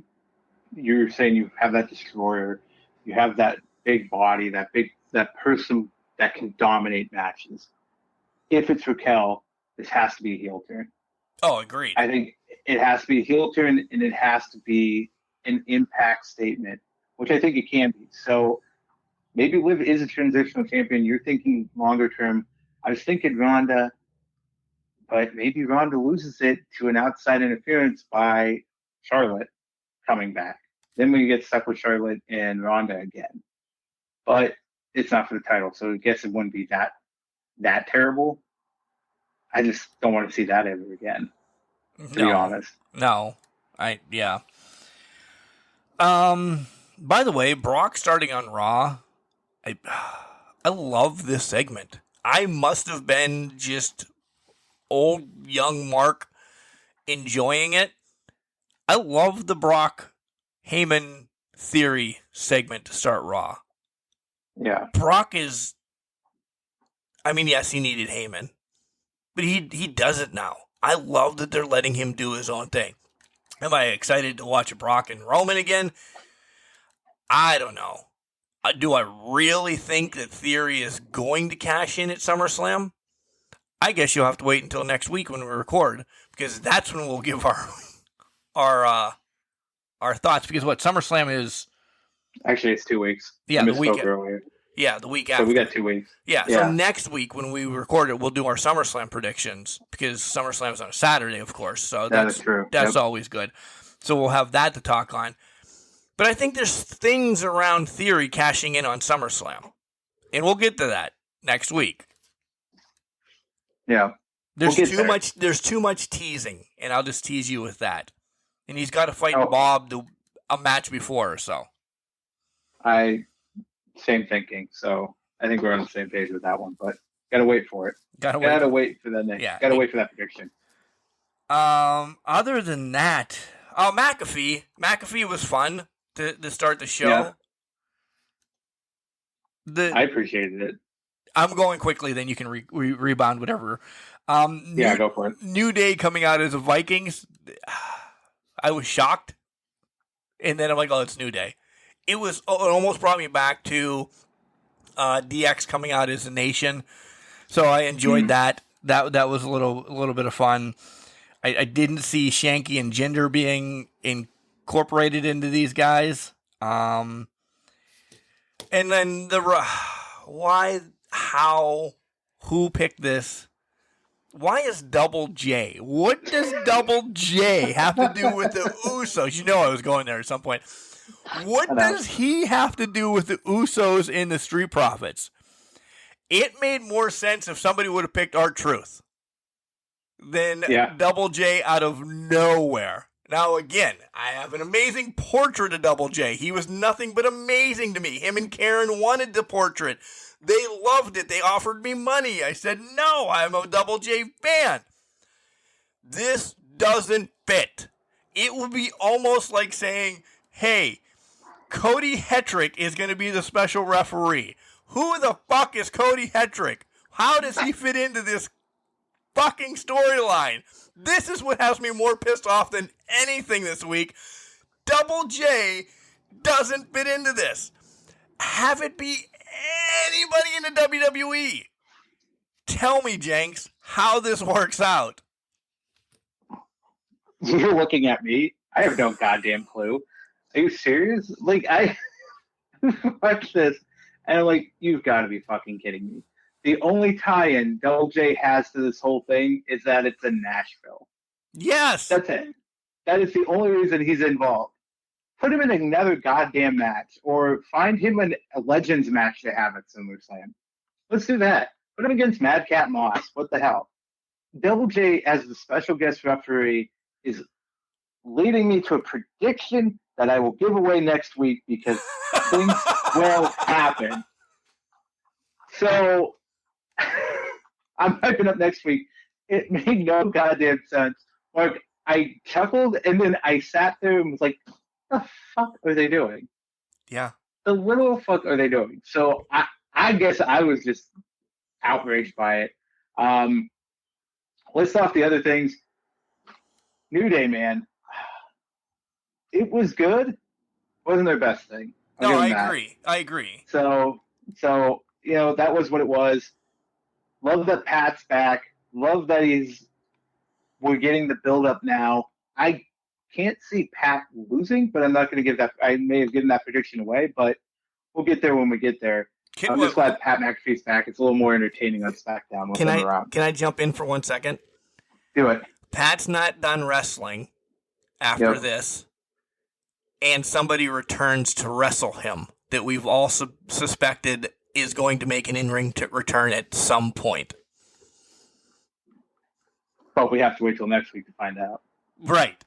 Yeah, that's my teaser. That's my teaser. Yeah. Okay. All right. Go ahead. We will wait. Yeah. Run with your other stuff. My only other thing, because I kind of called out the rest of that, there's nothing with Madcap or anything like that. I guess the other thing is we are getting Logan, and did we talk about Logan getting that multi-year contract here with WWE? Is that one-offs? Is it full-time? Do we know if it's part-time? I don't know if I know the details of that, but we're at least getting him at SummerSlam.